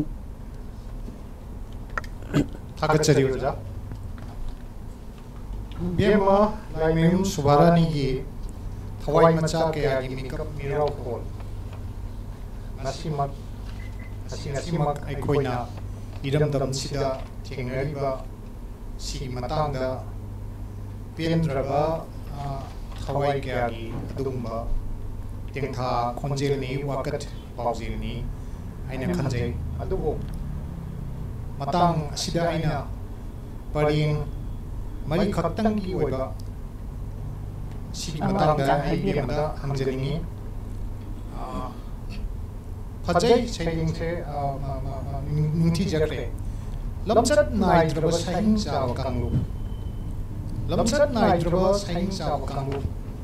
makhoi su no mali cherak legani soidan legani ai khoi su no mado ngai kisi ai sida bimagi phajaba kenoma aina Manamdi la naivse tawna matamda akhoi khatna phaba makhoi di phatta banga tawi moi di apabam tawi tawdi ka haibase masi aigi loi yajaring de la na si kana landa phaba tawna su yauti mane mata sida bemana pongdoi akhoi su no madungai kisi masida aina khangjani ni se akhoi su no madungai kisi haibasida makhoi chera phangbadugi numito akhoi ngaisi haibibra natragana akhoi su lanki badugi chera to no madi phangani haiba gui igun nama bibibra uzai habiro no mada pokko machana ni si ngade phajaba kanone ado maruina hujiki aina ꯃꯈꯣꯏꯒꯤꯁꯨ ꯅꯣꯡꯃꯗꯤ ꯆꯩꯔꯥꯛ ꯂꯩꯒꯅꯤ ꯑꯩꯈꯣꯏꯒꯤꯁꯨ ꯅꯣꯡꯃꯗꯨ ꯉꯥꯏꯈꯤꯁꯤ ꯍꯥꯏꯕ ꯑꯁꯤꯒꯤ ꯃꯇꯥꯡꯗ ꯏꯕꯦꯝꯃꯅ ꯃꯃꯜ ꯅꯥꯏꯗ꯭ꯔꯕ ꯋꯥꯐꯝ ꯄꯤꯕꯤꯔꯛꯀꯅꯤ ꯑꯩ ꯊꯥꯖꯖꯩ ꯍꯣꯏ ꯑꯣꯖꯥ ꯑꯩ ꯍꯥꯏꯖꯔꯛꯀꯦ ꯑꯩꯅ ꯁꯩꯔꯦꯡꯁꯤ ꯏꯖꯈꯤꯕꯁꯦ ꯑꯣꯖꯥ ꯇꯁꯦꯡꯅꯃꯛ ꯇꯥꯏꯇꯜꯁꯤꯃꯛꯁꯨꯅꯦ ꯊꯋꯥꯏ ꯃꯆꯥ ꯀꯌꯥꯒꯤ ꯃꯤꯀꯞ ꯃꯤꯔꯥꯈꯣꯜ ꯍꯥꯏ ꯑꯗꯣ ꯑꯩꯈꯣꯏꯒꯤ ꯂꯥꯟꯁꯤꯗ ꯂꯥꯟ ꯍꯥꯏꯕꯁꯤꯗꯤ ꯐꯨꯔꯨꯞ ꯑꯃꯒ ꯑꯃꯒ ꯇꯧꯅꯕ ꯉꯥꯛꯇꯅꯤꯀꯣ ꯂꯥꯟꯁꯦ ꯑꯗꯣ ꯃꯁꯤꯗꯩꯁꯤꯗ ꯊꯋꯥꯏ ꯃꯆꯥ ꯍꯥꯏꯗꯅ ꯃꯆꯥꯁꯤ ꯃꯆꯥ ꯍꯥꯏꯕꯒꯤ ꯀꯔꯤꯒꯤꯗꯧꯏ ꯃꯆꯥ ꯍꯥꯏꯒꯗꯣꯏꯅꯣꯅ ꯍꯪꯕꯤꯔꯛꯄꯁꯨ ꯌꯥꯏꯕꯀꯣ ꯑꯣꯖꯥ ꯑꯗꯣ ꯑꯣꯖꯥꯅ ꯍꯪꯒꯗꯣꯏꯕ ꯁꯤꯒꯤ ꯁꯦꯟꯇꯦꯟꯁꯁꯤꯒ ꯄꯔꯦꯡꯁꯤꯒ ꯃꯔꯤ ꯂꯩꯅꯅ ꯍꯥꯏꯖꯔꯛꯀꯦꯀꯣ ꯑꯣꯖꯥ ꯑꯗ ꯊꯋꯥꯏ ꯃꯆꯥꯁꯦ ꯑꯆꯧꯕ ꯊꯋꯥꯏꯅ ꯍꯥꯏꯕ ꯌꯥꯏ ꯑꯗꯨꯕꯨ ꯑꯇꯩ ꯈꯔꯅꯗꯤ ꯑꯆꯧꯕ ꯍꯥꯏꯕꯒꯤ ꯃꯍꯨꯠꯇ ꯃꯆꯥꯅꯦꯅ ꯂꯧꯒꯗꯣꯏꯅꯦꯕ ꯑꯩꯈꯣꯏ ꯃꯌꯥꯝꯁꯦ ꯀꯔꯤꯁꯨ ꯂꯩꯇꯕ ꯑꯉꯝ ꯑꯊꯧꯁꯤꯡꯁꯤꯅ ꯀꯔꯤꯁꯨ ꯂꯩꯇꯅ ꯈꯟꯕ ꯑꯗꯨꯒꯤ ꯋꯥꯈꯜꯂꯣꯟꯗꯨꯁꯨ ꯃꯇꯥꯡꯁꯤꯗ ꯐꯣꯡꯗꯣꯛꯆꯕ ꯑꯣꯖꯥ ꯑꯗꯨꯒ ꯑꯣꯖꯥꯅ ꯍꯪꯕꯤꯔꯤꯕ ꯁꯤꯒꯤ ꯋꯥꯍꯩ ꯄꯔꯦꯡꯁꯤꯡꯁꯤꯅ ꯂꯝꯆꯠ ꯅꯥꯏꯗ꯭ꯔꯕ ꯁꯥꯍꯤꯡ ꯆꯥꯕ ꯀꯥꯡꯂꯨꯞ ꯍꯥꯏꯁꯦ ꯐꯨꯔꯨꯞ ꯑꯅꯤꯃꯛꯀꯤ ꯍꯥꯏꯖꯕꯅꯤ ꯑꯣꯖꯥ ꯑꯃꯈꯛꯇꯪꯒꯤ ꯅꯠꯇꯦ ꯍꯥꯏꯕꯗꯤ ꯂꯥꯜ ꯍꯥꯏꯕꯁꯤꯗ ꯀꯔꯤꯒꯨꯝꯕ ꯑꯃꯈꯛꯇꯒꯤ ꯅꯤꯡꯉꯥꯏ ꯁꯪꯗꯥꯏꯅꯔꯒ ꯍꯧꯔꯛꯄ ꯉꯥꯛꯇꯅꯤꯅ ꯑꯃꯒꯤꯁꯨ ꯅꯥꯀꯜ ꯑꯃꯒꯤꯁꯨ ꯅꯨꯡꯉꯥꯏꯇꯕ ꯑꯃꯒꯤꯁꯨ ꯅꯨꯡꯉꯥꯏꯇꯕ ꯑꯣꯏꯔꯛꯄꯅꯤꯅ ꯃꯁꯤꯗꯩꯁꯤꯗ ꯂꯥꯜ ꯍꯥꯏꯕꯁꯤꯗ ꯍꯥꯠꯅ ꯁꯨꯅꯕ ꯉꯥꯛꯇꯅꯤ ꯑꯗꯣ ꯑꯃꯅ ꯇꯧꯔꯛꯄꯗꯒꯤ ꯃꯤꯆꯪ ꯆꯪꯅꯔꯒ ꯃꯊꯪ ꯃꯊꯪ ꯃꯊꯪ ꯁꯣꯝꯒꯤ ꯃꯤꯆꯪꯒꯤꯁꯨ ꯑꯃ ꯐꯨꯔꯨꯞ ꯑꯃꯒꯤꯁꯨ ꯑꯗꯨꯝ ꯁꯥꯍꯤꯡ ꯆꯥꯕꯒꯤ ꯁꯛꯇꯝ ꯂꯧꯔꯛꯑꯦꯕ ꯑꯣꯖꯥ ꯑꯗꯨꯅ ꯃꯗꯨ ꯃꯌꯥꯝꯗꯣ ꯑꯩꯈꯣꯏꯗꯤ ꯃꯩꯇꯩꯅꯤ ꯃꯩꯇꯩ ꯍꯥꯏꯕ ꯑꯩꯈꯣꯏꯁꯦ ꯁꯤꯁꯨ ꯀꯥꯡꯂꯨꯞ ꯑꯃꯅ ꯍꯧꯔꯛꯏꯕ ꯀꯥꯡꯂꯨꯞ ꯑꯃ ꯂꯥꯟ ꯇꯧꯗꯅ ꯑꯩꯈꯣꯏꯒꯤ ꯏꯆꯤꯟ ꯏꯅꯥꯎ ꯀꯌꯥ ꯑꯃ ꯃꯗꯨꯁꯨ ꯃꯥꯡꯍꯟꯕꯤꯈ꯭ꯔꯦ ꯃꯗꯨꯕꯨ ꯅꯣꯡꯃ ꯅꯠꯇ꯭ꯔꯒ ꯅꯣꯡꯃꯗꯤ ꯏꯁꯣꯔ ꯍꯥꯏꯕ ꯑꯃ ꯍꯥꯏꯕꯗꯤ ꯑꯩꯈꯣꯏ ꯇꯥꯏꯕꯪ ꯁꯦꯝꯕ ꯃꯄꯨ ꯑꯃ ꯂꯩ ꯍꯥꯏꯗꯅ ꯃꯤꯑꯣꯏꯕꯅ ꯍꯧꯔꯛꯉꯩꯗꯒꯤ ꯊꯥꯖꯅꯕ ꯑꯃ ꯂꯩ ꯑꯗꯨ ꯇꯥꯏꯕꯪ ꯁꯦꯝꯕ ꯃꯄꯨꯁꯦ ꯁꯤꯅ ꯅꯣꯡꯃꯗꯤ ꯆꯩꯔꯥꯛ ꯐꯪꯉꯒ ꯑꯩꯈꯣꯏꯁꯦ ꯅꯣꯡꯃ ꯉꯁꯤ ꯄꯣꯛꯑꯒ ꯉꯁꯤ ꯁꯤꯒꯗꯕ ꯅꯠꯇꯦ ꯑꯗꯨꯅ ꯑꯩꯈꯣꯏꯒꯤꯁꯨ ꯅꯨꯃꯤꯠꯇꯣ ꯉꯥꯏꯈꯤꯁꯤ ꯍꯥꯏꯗꯅ ꯍꯥꯏꯖꯕꯅꯦ ꯑꯣꯖꯥ ꯍꯥꯏꯕꯗꯤ ꯃꯤꯑꯣꯏꯕ ꯍꯥꯏꯕꯁꯦ ꯂꯥꯟꯁꯤꯗ ꯁꯤꯈꯤꯕ ꯀꯥꯡꯕꯨꯗꯨꯗꯤ ꯂꯩꯈꯤꯗꯕ ꯀꯥꯡꯕꯨꯗꯨꯗꯤ ꯂꯩꯈꯤꯗꯔꯦ ꯑꯗꯨ ꯃꯈꯣꯏꯒꯤ ꯃꯆꯥ ꯃꯅꯥꯎ ꯃꯆꯤꯟ ꯃꯅꯥꯎ ꯑꯗꯒꯤ ꯃꯆꯦ ꯃꯃꯥ ꯀꯌా ꯑꯃ ꯍꯤꯡꯍꯧꯔꯤ ꯃꯈꯣꯏꯅꯁꯨ ꯑꯩꯒꯤ ꯏꯆꯥꯁꯤꯅ ꯁꯤꯈꯤꯕꯁꯦ ꯃꯈꯣꯏꯒꯤꯗꯤ ꯊꯋꯥꯏ ꯂꯥꯟꯁꯤꯗ ꯊꯋꯥꯏ ꯀꯠꯊꯣꯛꯈ꯭ꯔꯦ ꯑꯗꯨꯕꯨ ꯑꯩꯈꯣꯏꯒꯤꯁꯨ ꯅꯣꯡꯃꯇꯪ ꯑꯣꯏꯔꯁꯨ ꯃꯤꯅꯣꯛ ꯑꯃꯇꯪ ꯅꯣꯛꯆꯅꯅꯕ ꯑꯗꯨꯒꯤ ꯋꯥꯈꯜꯂꯣꯟꯗꯨꯗ ꯏꯖꯕꯅꯦ ꯑꯣꯖꯥ ꯌꯥꯝ ꯐꯖꯩ ꯊꯋꯥꯏ ꯃꯆꯥ ꯀꯌꯥꯒꯤ ꯃꯤꯀꯞ ꯃꯤꯔꯥꯎꯈꯣꯜ ꯏꯕꯤꯗꯨꯅ ꯑꯩꯈꯣꯏꯒꯤ ꯏꯐꯝꯗ ꯇꯥꯍꯟꯕꯤꯕ ꯑꯩꯈꯣꯏꯒꯤ ꯑꯣꯖꯥ ꯂꯥꯏꯃꯌꯨꯝ ꯁꯨꯕꯥꯔꯥꯅꯤꯕꯨ ꯍꯟꯅ ꯊꯥꯒꯠꯆꯔꯤ ꯃꯊꯪꯁꯤꯗꯤ ꯑꯣꯖꯥ ꯑꯩꯈꯣꯏꯒꯤ ꯅꯤꯡꯊꯧꯖꯥꯝꯕ ꯁꯔꯆꯟꯗ꯭ꯔꯗꯒꯤ ꯃꯈꯥ ꯇꯥꯕ ꯁꯩꯔꯦꯡ ꯑꯃꯨꯛ ꯇꯥꯕꯤꯔꯁꯤ ꯃꯃꯤ ꯇꯤꯚꯤꯕꯨ ꯃꯤꯠꯌꯦꯡ ꯇꯥꯕꯤꯔꯤꯕ ꯈꯨꯗꯤꯡꯃꯛꯀꯤ ꯃꯐꯝꯗ ꯅꯤꯡꯊꯧꯖꯥꯝꯕ ꯁꯔꯆꯟꯗ꯭ꯔꯅ ꯏꯀꯣꯛ ꯅꯣꯟꯅ ꯏꯀꯥꯏ ꯈꯨꯝꯅꯖꯕ ꯎꯠꯆꯔꯤ ꯉꯁꯤ ꯑꯄꯨꯟꯕ ꯏꯃꯥ ꯂꯩꯕꯥꯛ ꯑꯃꯒꯤꯗꯃꯛ ꯊꯋꯥꯏ ꯀꯠꯈ꯭ꯔꯕ ꯑꯊꯧꯕꯁꯤꯡꯗꯨꯒꯤ ꯃꯐꯝꯗ ꯀꯠꯆꯕ ꯁꯩꯔꯦꯡ ꯑꯃꯇꯪ ꯈꯨꯗꯣꯜ ꯇꯝꯖꯒꯦ ꯑꯩꯒꯤ ꯁꯩꯔꯦꯡꯒꯤ ꯃꯃꯤꯡ ꯁꯅꯥ ꯂꯩꯕꯥꯛ ꯆꯤꯡꯌꯥꯒꯤ ꯇꯝꯌꯥꯒꯤ ꯈꯨꯡꯒꯪꯒꯤ ꯂꯧꯕꯨꯛ ꯂꯝꯍꯥꯡꯁꯤꯡ ꯀꯣꯅꯨꯡꯒꯨꯝꯅ ꯅꯤꯡꯖꯕ ꯈꯥꯡꯄꯣꯛꯁꯤꯡ ꯃꯩꯔꯤ ꯊꯣꯛꯍꯧꯏ ꯏꯆꯥꯁꯤꯡ ꯏꯁꯨꯁꯤꯡ ꯑꯍꯤꯡ ꯇꯨꯝꯅꯍꯧꯗꯦ ꯇꯔꯨ ꯍꯧꯗꯦ ꯅꯧꯖꯔꯤꯕ ꯃꯤꯁꯅꯥꯁꯤꯡꯗꯣ इखेंग ताहौई नोंमई की बोम की तोप की खोंजेन ग यारेक मिनाहोई नोंमई की बोम की तोप की खोंजेन ग यारेक मिनाहोई मोंफम की लंबी बु मखोइना हान बताना होई मोंफम की लंबी बु मखोइना हान बताना होई चिंगनुंग की हारी दी टेंथा होई मनम नमथीबा शहर की वांगलबा युमसिंगदुगी मथक्ता मनम नमथीबा शहर की वांगलबा युमसिंगदुगी मथक्ता मखोई सिंगदी बाइनिकुलर पाइदुना कुमई येंगना होई सनाना मयुंग ओई लुपाना मफेन चन्नुना केबा मखई केथदुना साबी सानौसिंग पुंसी लैपुन सेमना होई sabi sanok sing punsi laipun semna howi bambula masing naidana ka thana howi bambula masing naidana thana howi maika pikaya su kaphowi angam mathau phamnai bi angam mathau phamnai bi mana pangna howi mamit supumna mak tangna howi mamik supun mak tangna howi matik saman khrabaning thaudo matik saman khrabaning thaudo siba ya khiroi mayam changduna kamna howi siba ya khiroi mayam changduna kamna howi paucheda television da bilaiti hujau do mangkre haiduna leptana paujel howi mangkre haiduna leptana paujel howi phanglabadi lupa khaujau kaya pithagani lautho howi phanglabadi lupa khaujau kaya pithagani lautho howi ashi oibatai sana lepak punong pu khoramjari ओथोंना फजखरबा ओजा सरचंद्र की सैरेंगनी सना लेबाक मनम नमथीबे सहरगी वांगलबा युमसिंगदुगी मथकदा मखोइसिंगदी binocular पाइना कुमहै येगना हवी सनाना मयुंग ओइ रुपाना मफेन चंदुना येबा मखै केथदुना साबी सानोसिंग उनची लेपुन सेमना हवी बंगला मसिंग नाइदना थाना मसिदा ओजाना हाइबी बसी आइन खजबदा चिंग्या तमयागी चमलबा पुंसी खुंगंगी लपुकी पुंसी लपुक लमागी पुंसी हाइबदी मदुदा लेरिबा मीसिंगी पुंसी दुगा शहरदा लेरिबा मीसिंग हाइबदी ngasai चिंग्या तमयागी यामना इंगलबा हकचांग फरबा नुंगायरबा नामीबा नुंसित सितबदुदा शहरददी करी नुंसित सितलेबगे हाइबदो ओजाना याम लाइना मफमजिदा मनम नमथिबा शहर वांगलबा युमसिंगी मथक्ता हाइबसिना ताकपी अदुगा अमुक्सु मसिदैदा चिंग्या तमया हाइबसिना अखोइगी महौसागी ओइबा महौसागी फजबा दुगा महौसागी मगुनसिंग मियोइबगी अचुम्बा फजबा अयिंबा हाइबा मगुनसिंगदुना लोइनबा चिंग्या तमयानी अमरोमदना शहर हाइबसिदा लैबसिंगसिदी हौजिकी मतमगी मियोइसिंगसि लोइनबक्सि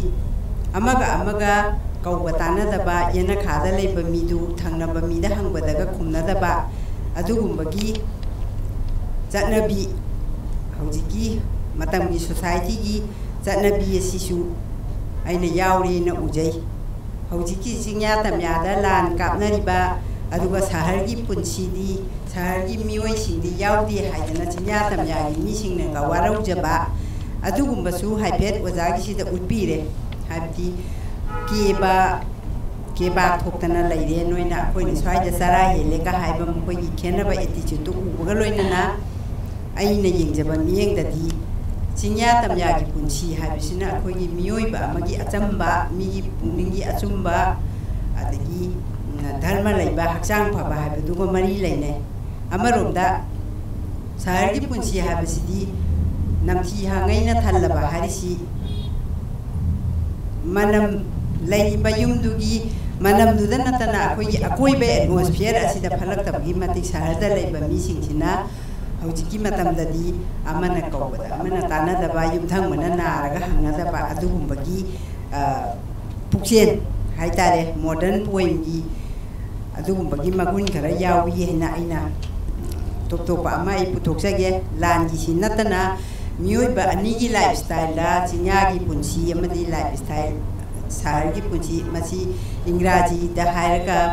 अखोइगी विलियम कोपरना गॉड मेड द कंट्री हाइदना अमतम इबिरमे 18th सेंचुरीगी निद्राइबा सुबा शताब्दी दा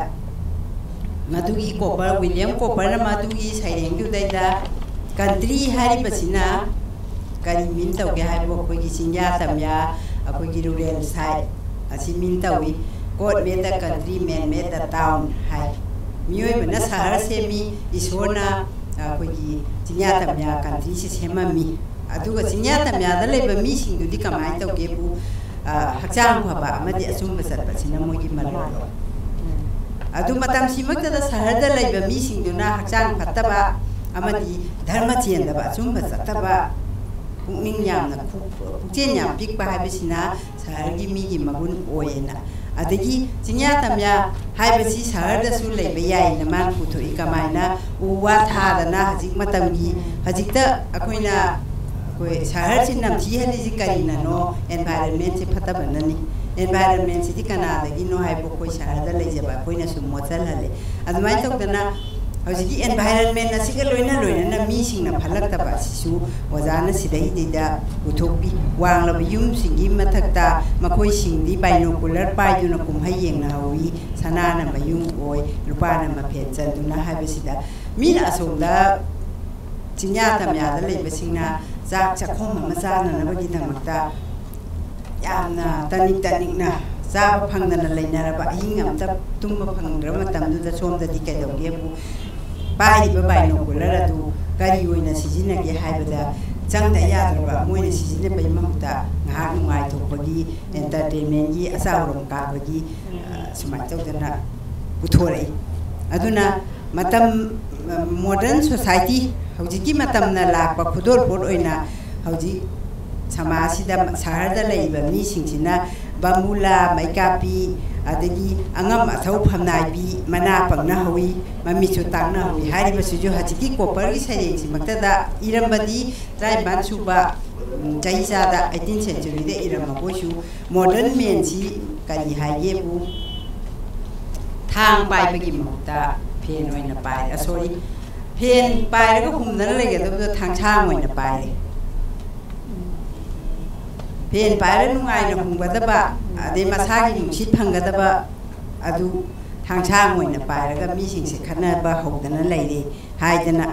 ꯑꯗꯨ ꯂꯩꯕꯗꯨꯗꯁꯨ ꯁꯤꯗ ꯍꯥꯏꯔꯤꯕꯁꯤꯒꯨꯝꯅ ꯐꯝꯅꯥꯏꯕ ꯐꯝꯅꯥꯏꯕꯤ ꯃꯅꯥ ꯄꯪꯅꯍꯧꯋꯤ ꯍꯥꯏꯁꯤ ꯉꯁꯥꯏꯒꯤ ꯗꯣꯂꯥꯏꯔꯦꯡꯗ ꯆꯠꯂꯤꯕ ꯑꯆꯧ ꯑꯁꯥꯡꯁꯤꯡꯗꯨꯅꯗꯤ ꯃꯈꯥꯗ ꯂꯩꯕ ꯃꯤꯅ ꯋꯥꯕꯁꯦ ꯑꯝꯇ ꯎꯕꯤꯗꯦ ꯃꯈꯣꯏꯒꯤ ꯃꯊꯛꯇꯨꯗꯃꯛ ꯎꯏꯌꯦꯕ ꯉꯁꯥꯏ ꯕꯥꯏꯅꯣꯀꯨꯂꯔꯅ ꯌꯦꯡꯉꯤꯗꯨꯁꯨ ꯅꯨꯡꯉꯥꯏ ꯌꯥꯏꯐꯕ ꯉꯥꯛꯇꯅꯤ ꯑꯣꯖꯥ ꯎꯔꯤꯁꯦ ꯉꯁꯥꯏꯒꯤ ꯑꯋꯥꯕ ꯑꯅꯥꯕꯗꯨꯗꯤ ꯀꯅꯥꯁꯨ ꯌꯦꯡꯉꯨꯗꯦ ꯑꯗꯨꯅ ꯑꯉꯝ ꯑꯊꯧ ꯐꯝꯅꯥꯏꯕ ꯐꯝꯅꯥꯏꯕꯤꯁꯤꯡꯅ ꯍꯧꯖꯤꯛꯀꯤ ꯃꯇꯝꯗ ꯃꯌꯥꯝꯅ ꯑꯋꯥ ꯑꯅꯥ ꯇꯥꯔꯤꯕꯁꯦ ꯑꯩꯈꯣꯏ ꯅꯣꯏꯒꯤꯗꯃꯛꯇ ꯑꯩ ꯍꯣꯠꯅꯔꯤꯅꯦ ꯑꯗꯨꯒ ꯅꯤꯌꯣꯝ ꯑꯃ ꯁꯦꯝꯃꯤꯅꯦ ꯑꯆꯨꯝꯕ ꯆꯠꯁꯤ ꯑꯩ ꯌꯦꯡꯒꯦ ꯍꯥꯏꯗꯅꯃꯛ ꯂꯩꯕ ꯃꯇꯝꯗ ꯃꯥꯡꯍꯟꯕ ꯑꯁꯤꯒꯨꯝꯕꯁꯤꯁꯨ ꯑꯣꯖꯥꯅ ꯎꯠꯂꯦꯅ ꯑꯩ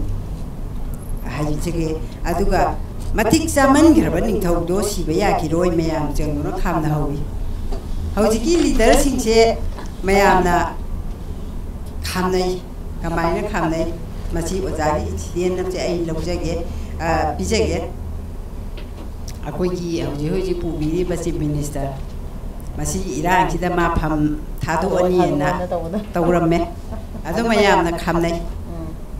ꯐꯝ ꯗꯥꯕ ꯌꯥꯔꯣꯏ ꯅꯪ ꯐꯝ ꯗꯥꯈ꯭ꯔꯗꯤ ꯑꯩꯈꯣꯏꯁꯦ ꯀꯅꯥꯅ ꯋꯥꯌꯦꯟꯕꯤꯅꯤ ꯋꯥꯌꯦꯟꯁꯪꯁꯨ ꯂꯩꯔꯔꯣꯏ ꯑꯗꯒꯤ ꯑꯩꯈꯣꯏꯒꯤ ꯅꯤꯡꯊꯧꯁꯨ ꯂꯩꯔꯔꯣꯏꯅ ꯈꯥꯝꯅꯩ ꯃꯌꯥꯝ ꯆꯪꯗꯅ ꯈꯥꯝꯅꯩ ꯄꯥꯎꯆꯦꯗ ꯇꯦꯂꯤꯚꯤꯖꯟꯗ ꯑꯗꯒꯤ ꯀꯩꯁꯨ ꯂꯩꯇꯕ ꯑꯥꯔꯊ ꯂꯩꯈꯤꯗ꯭ꯔꯕ ꯍꯨꯏ ꯑꯃ ꯃꯥꯡꯕꯒꯤꯗꯃꯛꯇ ꯁꯦꯟ ꯇꯤꯡꯅ ꯁꯤꯗꯩꯗ ꯍꯧꯖꯤꯛꯃꯛ ꯊꯣꯛꯏꯕꯅꯤ ꯇꯤꯚꯤꯗ ꯀꯔꯤꯗ ꯄꯥꯎꯆꯦꯟ ꯆꯦꯗ ꯇꯤꯡꯉꯒ ꯇꯧꯅꯔꯤꯕ ꯃꯈꯣꯏꯒꯨꯝꯕ ꯑꯗꯨꯝꯕ ꯁꯦꯟꯖꯥꯎ ꯄꯥꯏꯕ ꯕ꯭ꯌꯨꯔꯣꯀ꯭ꯔꯦꯠꯁꯤꯡꯗꯨꯅ ꯃꯈꯣꯏꯗꯒꯤ ꯂꯨꯄꯥ 1,000 ꯄꯨꯊꯣꯛꯑꯒ 2 ꯄꯨꯊꯣꯛꯑꯒ ꯅꯣꯡꯃ ꯇꯥꯗ ꯆꯠꯂꯨꯔꯒ ꯅꯈꯣꯏ ꯁꯤꯃ ꯆꯥꯎꯅꯤ ꯍꯥꯏꯗꯅꯗꯤ ꯄꯤꯅꯤꯡꯗꯕ ꯑꯗꯨꯒꯨꯝꯕꯒꯤ ꯄꯨꯛꯆꯦꯜꯁꯤꯡꯗꯣ ꯑꯗꯨꯁꯨ ꯑꯣꯖꯥꯅ ꯃꯁꯤꯗ ꯑꯩ ꯄꯥꯎꯖꯦꯜꯂꯤꯌꯦꯅ ꯑꯩ ꯍꯥꯏꯖꯒꯦ ꯃꯦꯁꯦꯖ ꯌꯥꯝ ꯌꯥꯎꯏ ꯑꯣꯖꯥꯒꯤ ꯁꯩꯔꯦꯡꯁꯤ ꯉꯁꯥꯏꯒꯤ ꯍꯨꯏ ꯑꯗꯨ ꯑꯣꯖꯥꯅ ꯁꯤꯗ ꯍꯥꯏꯕꯤꯔꯤ ꯕꯤꯂꯥꯇꯤ ꯍꯨꯏꯖꯥꯎꯗꯣ ꯃꯥꯡꯈ꯭ꯔꯦ ꯍꯥꯏꯅ ꯂꯦꯞꯇꯅ ꯄꯥꯎꯖꯦꯜ ꯍꯧꯋꯤ ꯐꯪꯂꯗꯤ ꯂꯨꯄꯥ ꯈꯥꯎꯖꯥꯎ ꯀꯌꯥ ꯄꯤꯒꯅꯤ ꯂꯥꯎꯊꯣꯛꯎꯏ ꯑꯁꯤ ꯑꯣꯏꯕ ꯇꯥꯏ ꯁꯅꯥ ꯂꯩꯕ ꯍꯧꯖꯤꯛ ꯊꯣꯛꯏꯕ ꯍꯧꯖꯤꯛꯀꯤ ꯀꯔꯦꯟ ꯄ꯭ꯔꯣꯕ꯭ꯂꯦꯝ ꯑꯁꯤꯒ ꯃꯔꯤ ꯂꯩꯅꯅ ꯑꯣꯖꯥꯅ ꯍꯥꯏꯕꯤꯔꯤꯁꯦ ꯑꯩꯈꯣꯏꯅ ꯍꯧꯖꯤꯛ ꯑꯗꯨꯝ ꯎꯅꯔꯤꯕꯅꯤ ꯃꯤꯠꯅ ꯁꯪꯁꯪꯅ ꯇꯦꯂꯤꯚꯤꯖꯟ ꯕꯥꯏꯅꯣꯀꯨꯂꯔ ꯍꯥꯏꯕꯁꯤꯡꯁꯦ ꯏꯂꯦꯛꯇ꯭ꯔꯣꯅꯤꯛꯀꯤ ꯃꯇꯝꯁꯤꯒꯤ ꯆꯥꯎꯈꯠꯂꯕ ꯉꯥꯛꯇꯅꯦ ꯍꯥꯏꯕ ꯃꯗꯨꯗꯩꯗꯨꯗ ꯃꯥꯒꯤ ꯍꯨꯏ ꯑꯃ ꯃꯥꯡꯈꯤꯕꯒꯤꯗꯃꯛꯇ ꯄꯥꯎꯖꯦꯜꯗꯅ ꯇꯧꯕꯁꯦ ꯑꯩꯈꯣꯏ ꯑꯗꯨꯝ ꯎꯅꯔꯤꯅꯤ ꯄꯥꯎꯖꯦꯜꯗꯣ ꯂꯦꯝꯅ ꯆꯦꯟꯕ ꯅꯠꯇꯦ ꯄꯩꯁꯥꯅꯤ ꯄꯩꯁꯥꯗꯨ ꯃꯈꯣꯏꯒꯤ ꯐꯨꯔꯤꯈꯥꯎꯗ ꯂꯩꯕ ꯑꯆꯧ ꯑꯁꯥꯡꯒꯤ ꯄꯩꯁꯥ ꯅꯠꯇ꯭ꯔꯒ ꯁꯅꯥ ꯈꯥꯎꯖꯥꯎ ꯅꯠꯇ꯭ꯔꯒ ꯒꯥꯔꯤ ꯅꯨꯡꯂꯤ ꯅꯨꯡꯉꯥꯏꯕ ꯐꯪꯉꯤꯕ ꯃꯌꯥꯝ ꯄꯨꯝꯅꯃꯛꯇꯨꯗꯤ ꯃꯣꯏꯅ 1% 10%ꯗ ꯐꯥꯎꯕ ꯃꯌꯥꯝꯒꯤꯗꯤ ꯄꯤꯒꯦ ꯍꯥꯏꯕꯗꯤ ꯈꯟꯗꯕ ꯑꯗꯨꯒ ꯐꯣꯇꯣꯒ ꯅꯝꯃ ꯅꯣꯡ ꯐꯥꯗꯣꯛ ꯔꯤꯂꯤꯐ ꯀꯦꯝꯞꯇꯒꯗꯤ ꯍꯦꯛ ꯃꯎꯠꯄ ꯁꯤꯒꯨꯝꯕꯒꯤ ꯅꯦꯆꯔꯁꯤꯁꯨ ꯑꯣꯖꯥꯒꯤꯁꯤꯗ ꯋꯥꯍꯩ ꯌꯥꯝꯗꯅ ꯑꯗꯨꯝ ꯑꯩ ꯐꯣꯡꯗꯣꯛꯑꯦꯅ ꯑꯩ ꯍꯥꯏꯖꯒꯦ ꯃꯄꯨꯡ ꯌꯥꯝꯅ ꯐꯥꯏ ꯑꯣꯖꯥꯒꯤ ꯁꯩꯔꯦꯡꯁꯦ ꯍꯧꯖꯤꯛꯀꯤ ꯁꯤꯟ ꯑꯁꯤ ꯑꯗꯨꯝ ꯎꯠꯄ ꯁꯩꯔꯦꯡꯅꯤ ꯍꯥꯏꯕꯁꯤ ꯍꯥꯏꯖꯔꯒ ꯑꯩ ꯂꯣꯏꯖꯔꯒꯦ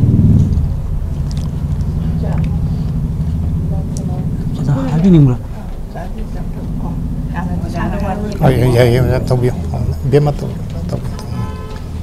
ꯑꯥꯔꯊ ꯃꯌꯥꯝ ꯄꯨꯕ ꯌꯥꯎꯕꯅꯤ ꯂꯣꯏ ꯌꯥꯝ ꯐꯖꯩ ꯑꯣꯖꯥꯒꯤ ꯆꯟꯗ꯭ꯔ ꯅꯤꯡꯊꯧꯆꯥꯕꯒꯤ ꯁꯅꯥ ꯂꯩꯕꯥꯛ ꯍꯥꯏꯕ ꯁꯩꯔꯦꯡ ꯑꯁꯦ ꯍꯧꯖꯤꯛ ꯍꯧꯖꯤꯛ ꯃꯅꯤꯄꯨꯔꯗ ꯊꯣꯛꯂꯤꯕ ꯏꯔꯥꯡ ꯑꯃꯗꯤ ꯆꯤꯡꯌꯥ ꯇꯝꯌꯥꯒꯤ ꯁꯍꯔ ꯑꯅꯤꯁꯤꯗ ꯈꯦꯠꯅꯅ ꯎꯔꯤꯕ ꯁꯛꯇꯝ ꯇꯣꯠꯁꯤꯟꯅ ꯁꯤꯟꯅꯅ ꯑꯣꯖꯥꯅ ꯌꯥꯝꯅ ꯃꯔꯤꯛ ꯆꯨꯝꯅ ꯁꯩꯊꯥꯕꯤ ꯍꯥꯏꯅ ꯇꯥꯖꯔꯤꯕ ꯑꯩꯈꯣꯏꯅ ꯂꯧꯖꯩ ꯆꯤꯡꯌꯥ ꯇꯝꯌꯥꯗ ꯉꯁꯤꯃꯛ ꯑꯗꯨꯃꯛ ꯑꯩꯈꯣꯏꯅ ꯍꯥꯏꯖꯔꯨꯕ ꯃꯇꯝꯗ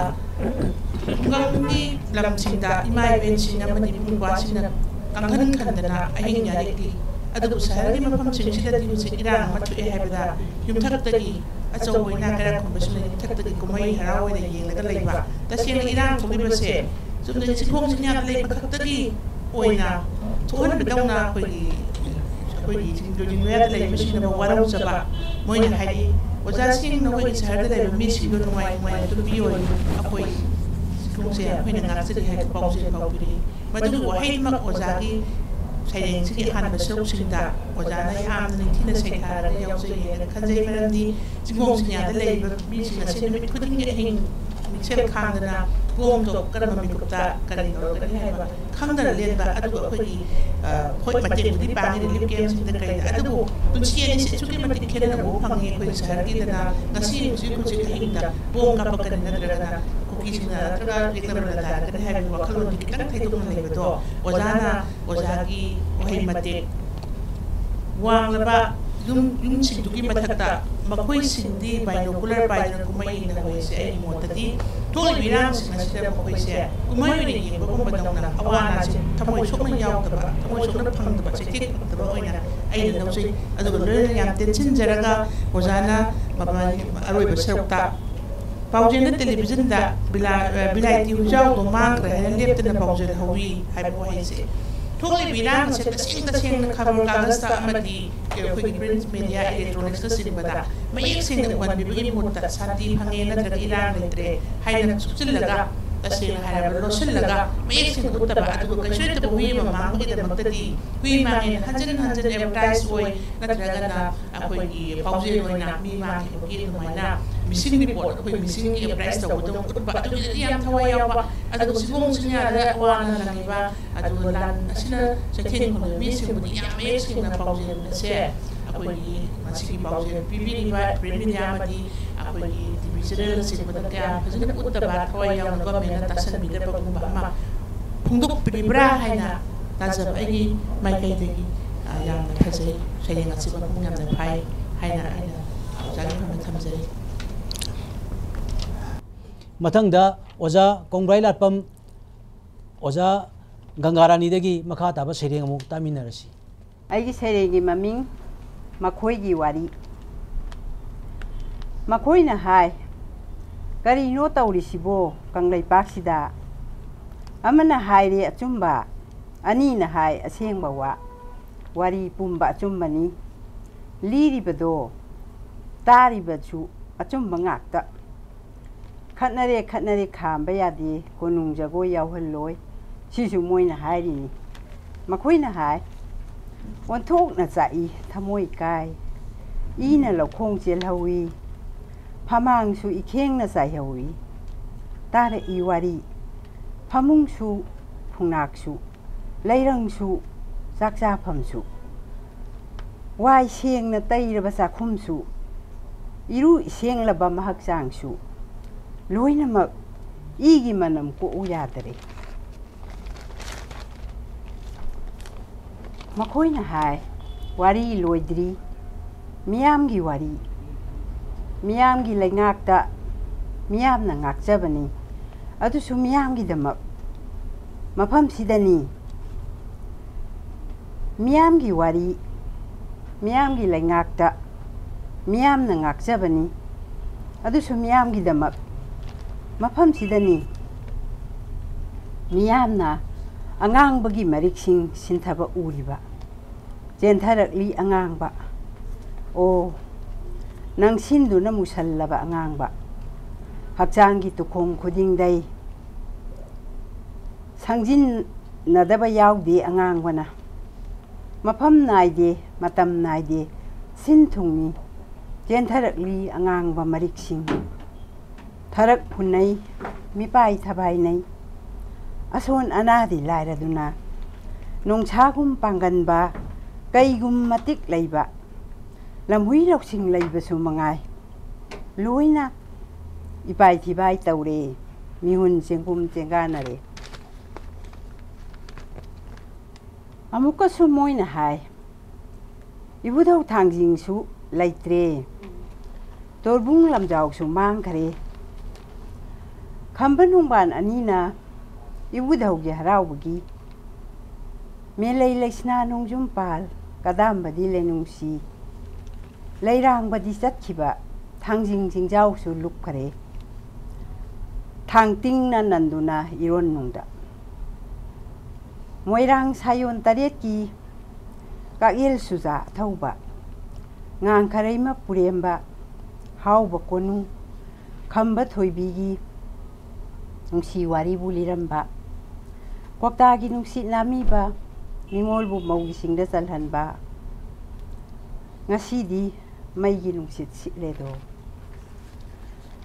ꯃꯖꯥ ꯏꯕꯦꯝꯃꯗ ꯏꯄꯨꯅ ꯄꯥꯎꯃꯦꯟꯈꯤꯕ ꯀꯨꯝꯕꯤꯒꯤ ꯇꯦꯔꯥꯈꯥ ꯑꯗꯨꯁꯨ ꯃꯤꯍꯥꯠꯄꯨꯡ ꯑꯣꯏꯈ꯭ꯔꯦ ꯋꯥꯔꯤꯗꯤ ꯂꯣꯏꯗ꯭ꯔꯤ ꯍꯥꯠꯅꯕꯒꯤ ꯑꯗꯨꯕꯨ ꯑꯔꯣꯏꯕꯗ ꯃꯣꯏꯅ ꯍꯥꯏ ꯂꯥꯏꯔꯤꯛ ꯂꯥꯏꯁꯨ ꯇꯝꯕꯒꯤ ꯀꯥꯟꯅꯗ꯭ꯔꯦ ꯇꯨꯝꯗꯨꯅ ꯂꯩꯕ ꯃꯇꯝꯁꯨ ꯅꯠꯇ꯭ꯔꯦ ꯑꯍꯥꯎꯕ ꯆꯥꯕꯁꯨ ꯇꯣꯛꯂꯒꯦ ꯁꯨꯞꯅꯒꯤ ꯑꯃꯇꯪꯗꯤ ꯂꯩ ꯇꯝꯕꯤꯔꯦ ꯏꯆꯥꯁꯤꯡꯗ ꯏꯅꯥꯎꯁꯤꯡꯗ ꯅꯣꯡꯃꯩ ꯀꯔꯝꯅ ꯄꯥꯏꯒꯅꯤ ꯃꯔꯨ ꯀꯝꯗꯧꯅ ꯍꯥꯟꯒꯅꯤ ꯀꯔꯝꯅ ꯃꯤꯠꯌꯦꯡ ꯁꯥꯟꯒꯅꯤ ꯄꯥꯟꯗꯝꯅ ꯀꯝꯗꯧꯅ ꯆꯨꯡꯕꯅꯤ ꯁꯤꯅꯁꯨ ꯂꯣꯏꯗ꯭ꯔꯤ ꯋꯥꯔꯤꯁꯦ ꯆꯨꯔꯥꯆꯥꯟꯄꯨꯔꯁꯨ ꯂꯝꯀꯥ ꯀꯧꯈ꯭ꯔꯦ ꯍꯥꯏ ꯌꯥꯏ ꯌꯥꯗꯦ ꯌꯦꯠꯅꯔꯤ ꯋꯥꯔꯤ ꯃꯈꯥ ꯆꯠꯊꯈꯤꯒꯦ ꯍꯥꯏꯔꯤ ꯑꯗꯨꯕꯨ ꯑꯩ ꯑꯣꯛꯂꯦ ꯇꯥꯅꯤꯡꯗ꯭ꯔꯦ ꯑꯃꯨꯛ ꯃꯈꯣꯏꯒꯤ ꯑꯉꯥꯡꯕ ꯋꯥꯔꯤꯁꯦ ꯇꯥꯅꯤꯡꯗ꯭ꯔꯦ ꯑꯃꯨꯛ ꯃꯈꯣꯏꯒꯤ ꯑꯉꯥꯡꯕ ꯋꯥꯔꯤꯁꯦ ꯂꯣꯏꯖꯔꯦ ꯌꯥꯝꯅ ꯐꯖꯕ ꯑꯣꯖꯥ ꯒꯪꯒꯥꯔꯥꯅꯤꯒꯤ ꯁꯩꯔꯦꯡ ꯑꯃ ꯃꯈꯣꯏꯒꯤ ꯋꯥꯔꯤ ꯍꯥꯏꯕ ꯁꯩꯔꯦꯡ ꯑꯃ ꯇꯥꯍꯟꯕꯤꯔꯦ ꯑꯗꯣ ꯑꯣꯖꯥꯒꯤ ꯁꯩꯔꯦꯡ ꯑꯁꯤꯗ ꯌꯥꯝꯅ ꯐꯖꯕ ꯁꯩꯔꯦꯡꯅꯤ ꯑꯣꯖꯥꯅ ꯏꯕꯤꯔꯤꯕꯁꯤ ꯂꯝꯗꯝ ꯑꯁꯤꯗ ꯊꯣꯛꯏꯕ ꯆꯞ ꯆꯥꯕ ꯋꯥꯔꯤ ꯋꯥꯈꯣꯡ ꯑꯗꯨꯅꯤ ꯑꯣꯖꯥꯅ ꯐꯣꯡꯗꯣꯛꯄꯤꯔꯤꯕꯁꯤ ꯑꯅꯝꯗꯝ ꯑꯁꯤꯗ ꯑꯩꯈꯣꯏꯒꯤ ꯏꯐꯨꯔꯨꯞꯀꯤ ꯂꯩꯖꯔꯝꯕ ꯄꯨꯋꯥꯔꯤꯒ ꯃꯔꯤ ꯂꯩꯅꯔꯝꯕ ꯂꯝꯃꯤꯠ ꯇꯨꯃꯤꯠ ꯂꯝꯍꯥꯡ ꯇꯨꯝꯍꯥꯡ ꯂꯥꯏꯐꯝ ꯇꯤꯟꯐꯝ ꯈꯨꯗꯤꯡꯃꯛ ꯂꯣꯏꯅ ꯌꯦꯛꯅꯕꯅ ꯈꯨꯗꯨꯝ ꯆꯟꯗꯨꯅ ꯃꯥꯡꯍꯟꯈ꯭ꯔꯦ ꯍꯥꯏꯕꯅꯤ ꯃꯩꯒꯤ ꯅꯨꯡꯁꯤꯠ ꯁꯤꯠꯂꯦ ꯑꯁꯤꯒꯨꯝꯕ ꯂꯝꯗꯝ ꯑꯁꯤꯗ ꯑꯣꯏꯔꯤꯕ ꯐꯤꯕꯝ ꯑꯁꯤ ꯑꯣꯖꯥ ꯒꯪꯒꯥꯔꯥꯅꯤꯒꯤ ꯁꯩꯔꯦꯡ ꯑꯁꯤꯗ ꯃꯔꯤꯛ ꯆꯨꯝꯅ ꯐꯣꯡꯗꯣꯛꯏ ꯑꯁꯤꯒꯨꯝꯕ ꯁꯩꯔꯦꯡ ꯑꯁꯤꯕꯨ ꯑꯩꯈꯣꯏꯗ ꯇꯥꯍꯟꯕꯤꯕ ꯐꯪꯍꯟꯕꯤꯕꯒꯤꯗꯃꯛ ꯑꯣꯖꯥ ꯀꯣꯡꯕ꯭ꯔꯥꯏꯂꯥꯛꯄꯝ ꯒꯪꯒꯥꯔꯥꯅꯤꯕꯨ ꯍꯟꯅ ꯍꯟꯅ ꯊꯥꯒꯠꯆꯔꯤ ꯑꯔꯣꯏꯕ ꯑꯁꯤꯗꯤ ꯑꯩꯒꯤ ꯁꯩꯔꯦꯡ ꯑꯃꯇꯪꯒ ꯈꯨꯗꯣꯜ ꯇꯝꯖꯒꯦ ꯑꯩꯒꯤ ꯁꯩꯔꯦꯡꯗꯤ ꯇꯨꯡ ꯏꯜꯂꯛꯂꯤ ꯑꯩꯈꯣꯏꯁꯨ ꯍꯥꯏꯕ ꯁꯩꯔꯦꯡꯅꯤ ꯆꯠꯂꯕꯔꯥ ꯅꯈꯣꯏ ꯑꯊꯧꯕ ꯁꯥ ꯏꯃꯥꯒꯤ ꯇꯝꯄꯥꯛ ꯉꯥꯛꯅꯅꯕ ꯏꯃꯥꯒꯤ ꯉꯝꯈꯩ ꯀꯟꯅꯅꯕ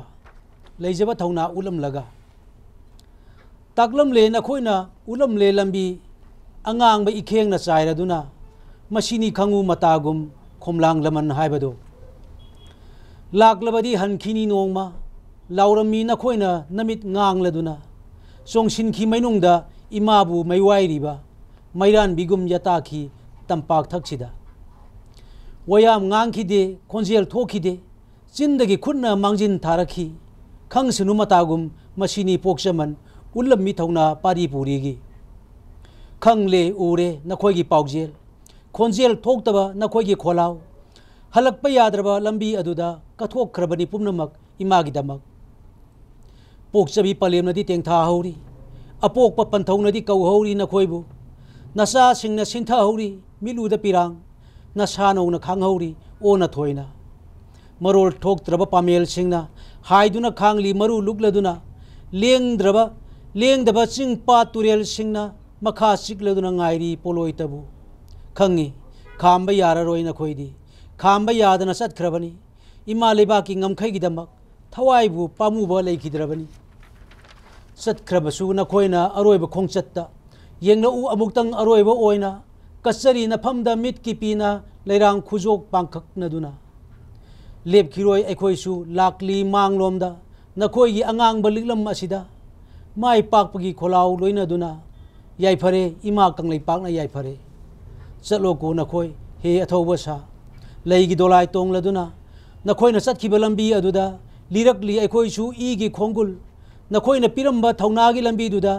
नखोइना यालंबा लिकलम अदुदा तुंगिलकली एखोइसु चिंगनबा लैतना हल्लोय एखोइसु अयंबा मिकी थिगुम पुनो पु खुरुमजरी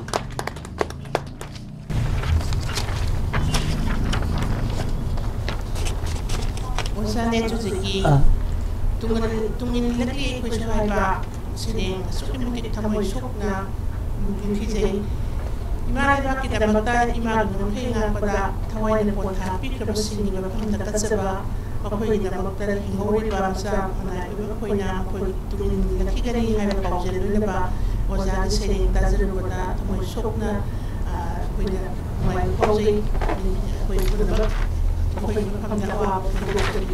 अदु ओजानि अहानबा पेराग्राफदा सेरें सि चलबरा नखोइ थौसा इमाग तंपा इमाग इमाग नखै कन्नबा लेजबत थोना उदमना हाइबा पेराग्राफियन सुबु सेंटेंस इमाग तंपा नखनबा हाइबा वफमसे इमाना ओजाना तंपा हाइबसी कोई इमाग असु कोन बा इमाग तम मलौरगा इमाग थानु तंपा अदुन खबिबा नत्रगना कोई एरिया त कोइना दोबिरा हाइबा तंगला ओजाना संगुपिरम कदबिना मरोल थोक्त्रबा पामेलसिना हाइनु खांनि मरुदुदना लेंगदबा सिंपात तुरसिना मखा सिक्लदुना ngai poloitरबु ओजानि अरुबु poloitरबु हाइबसे अखोइ पुनमसि मालाबा किनमक्ता हवाइ कटफरसिनि तुमिनुना अखोइ सुना कमसे हवाइ कटफोना मदमक्ता कुसेम सारी हाइबा अखोइ सयेस्तिकी कोइना खंजो खचरे अदुबा सिंपात तुरसिना सिना ngai से मखा सिक्लदुना ngai poloitरबु मसि ओजानि मोता करिने खंजो बगे तुम मखा लाथिंगना पतुदा ओइदोरिबरा नगरगना लाम सिलोचनगा साथी फंगना इंग्लिश चिपलनगम हाइबा तु ओइबदु ngai हाइबदो यामसुमी ओजा संधानी उजु थागचरी ओजा चलबरा नखोइ अथौबसा इमागी तंपाक ngangnaba हाबसी आइना फोंदोकसबसी इमागी तंपाक हायगसु इमागी मतंपाक तुबुनी इमागी मतंपाक सिदा कनामतना अखोइ नतना येलोमी नतना कनामतना काबा यारोय हायबनी अदुना इमागी तंपाक तुबु आइना अखोइगी अपुनबा इरमदम असिबु आइना फोंदोकसबनी इमागी तंपाक मथक सिदैदा आई नतना मसा असेंब आई नतना अतोपा मसा अमतना इमागी तंपाक सिदा कहनबदु यानिंगदबा अदुम फोंदोकपनी आइना इमागी तंपाक हाइबसी अपुनबा मणिपुर असिबुनी अदुगा आइना अरोइबदा अखोइगी मरोल थोक्त्रबा पामेल सिंगना हाइदुना खांगली मरु लुकलदुना लेंगदबा चिंगपा तुरेल सिंगना मखा चिकलदुना ngairi poloitbu aina mahum asida phongdoliba poloi asi afaba poloini karma poloi karigidamukta aina poloitabu seasonary bano haibda aikoina hainei aikoigi pema yelo phabi tungi poloi yengna si matang asida phongdoiba tungi poloi abisi afaba haibidi isorgi laigi wayen taibang mapuna pirakpa chairak adubuni aduna aina makha chikladuna ngairi poloitabu haije aina taibang mapugi wail chairak adubuni phattaba tawriba makhoi mathakta taibang mapuna pirakpa chairak adubu aina kha chiklaga ngaijabaduni aina tungi poloitabu haina phongdoibisi poloi habisi akhoigi phattaba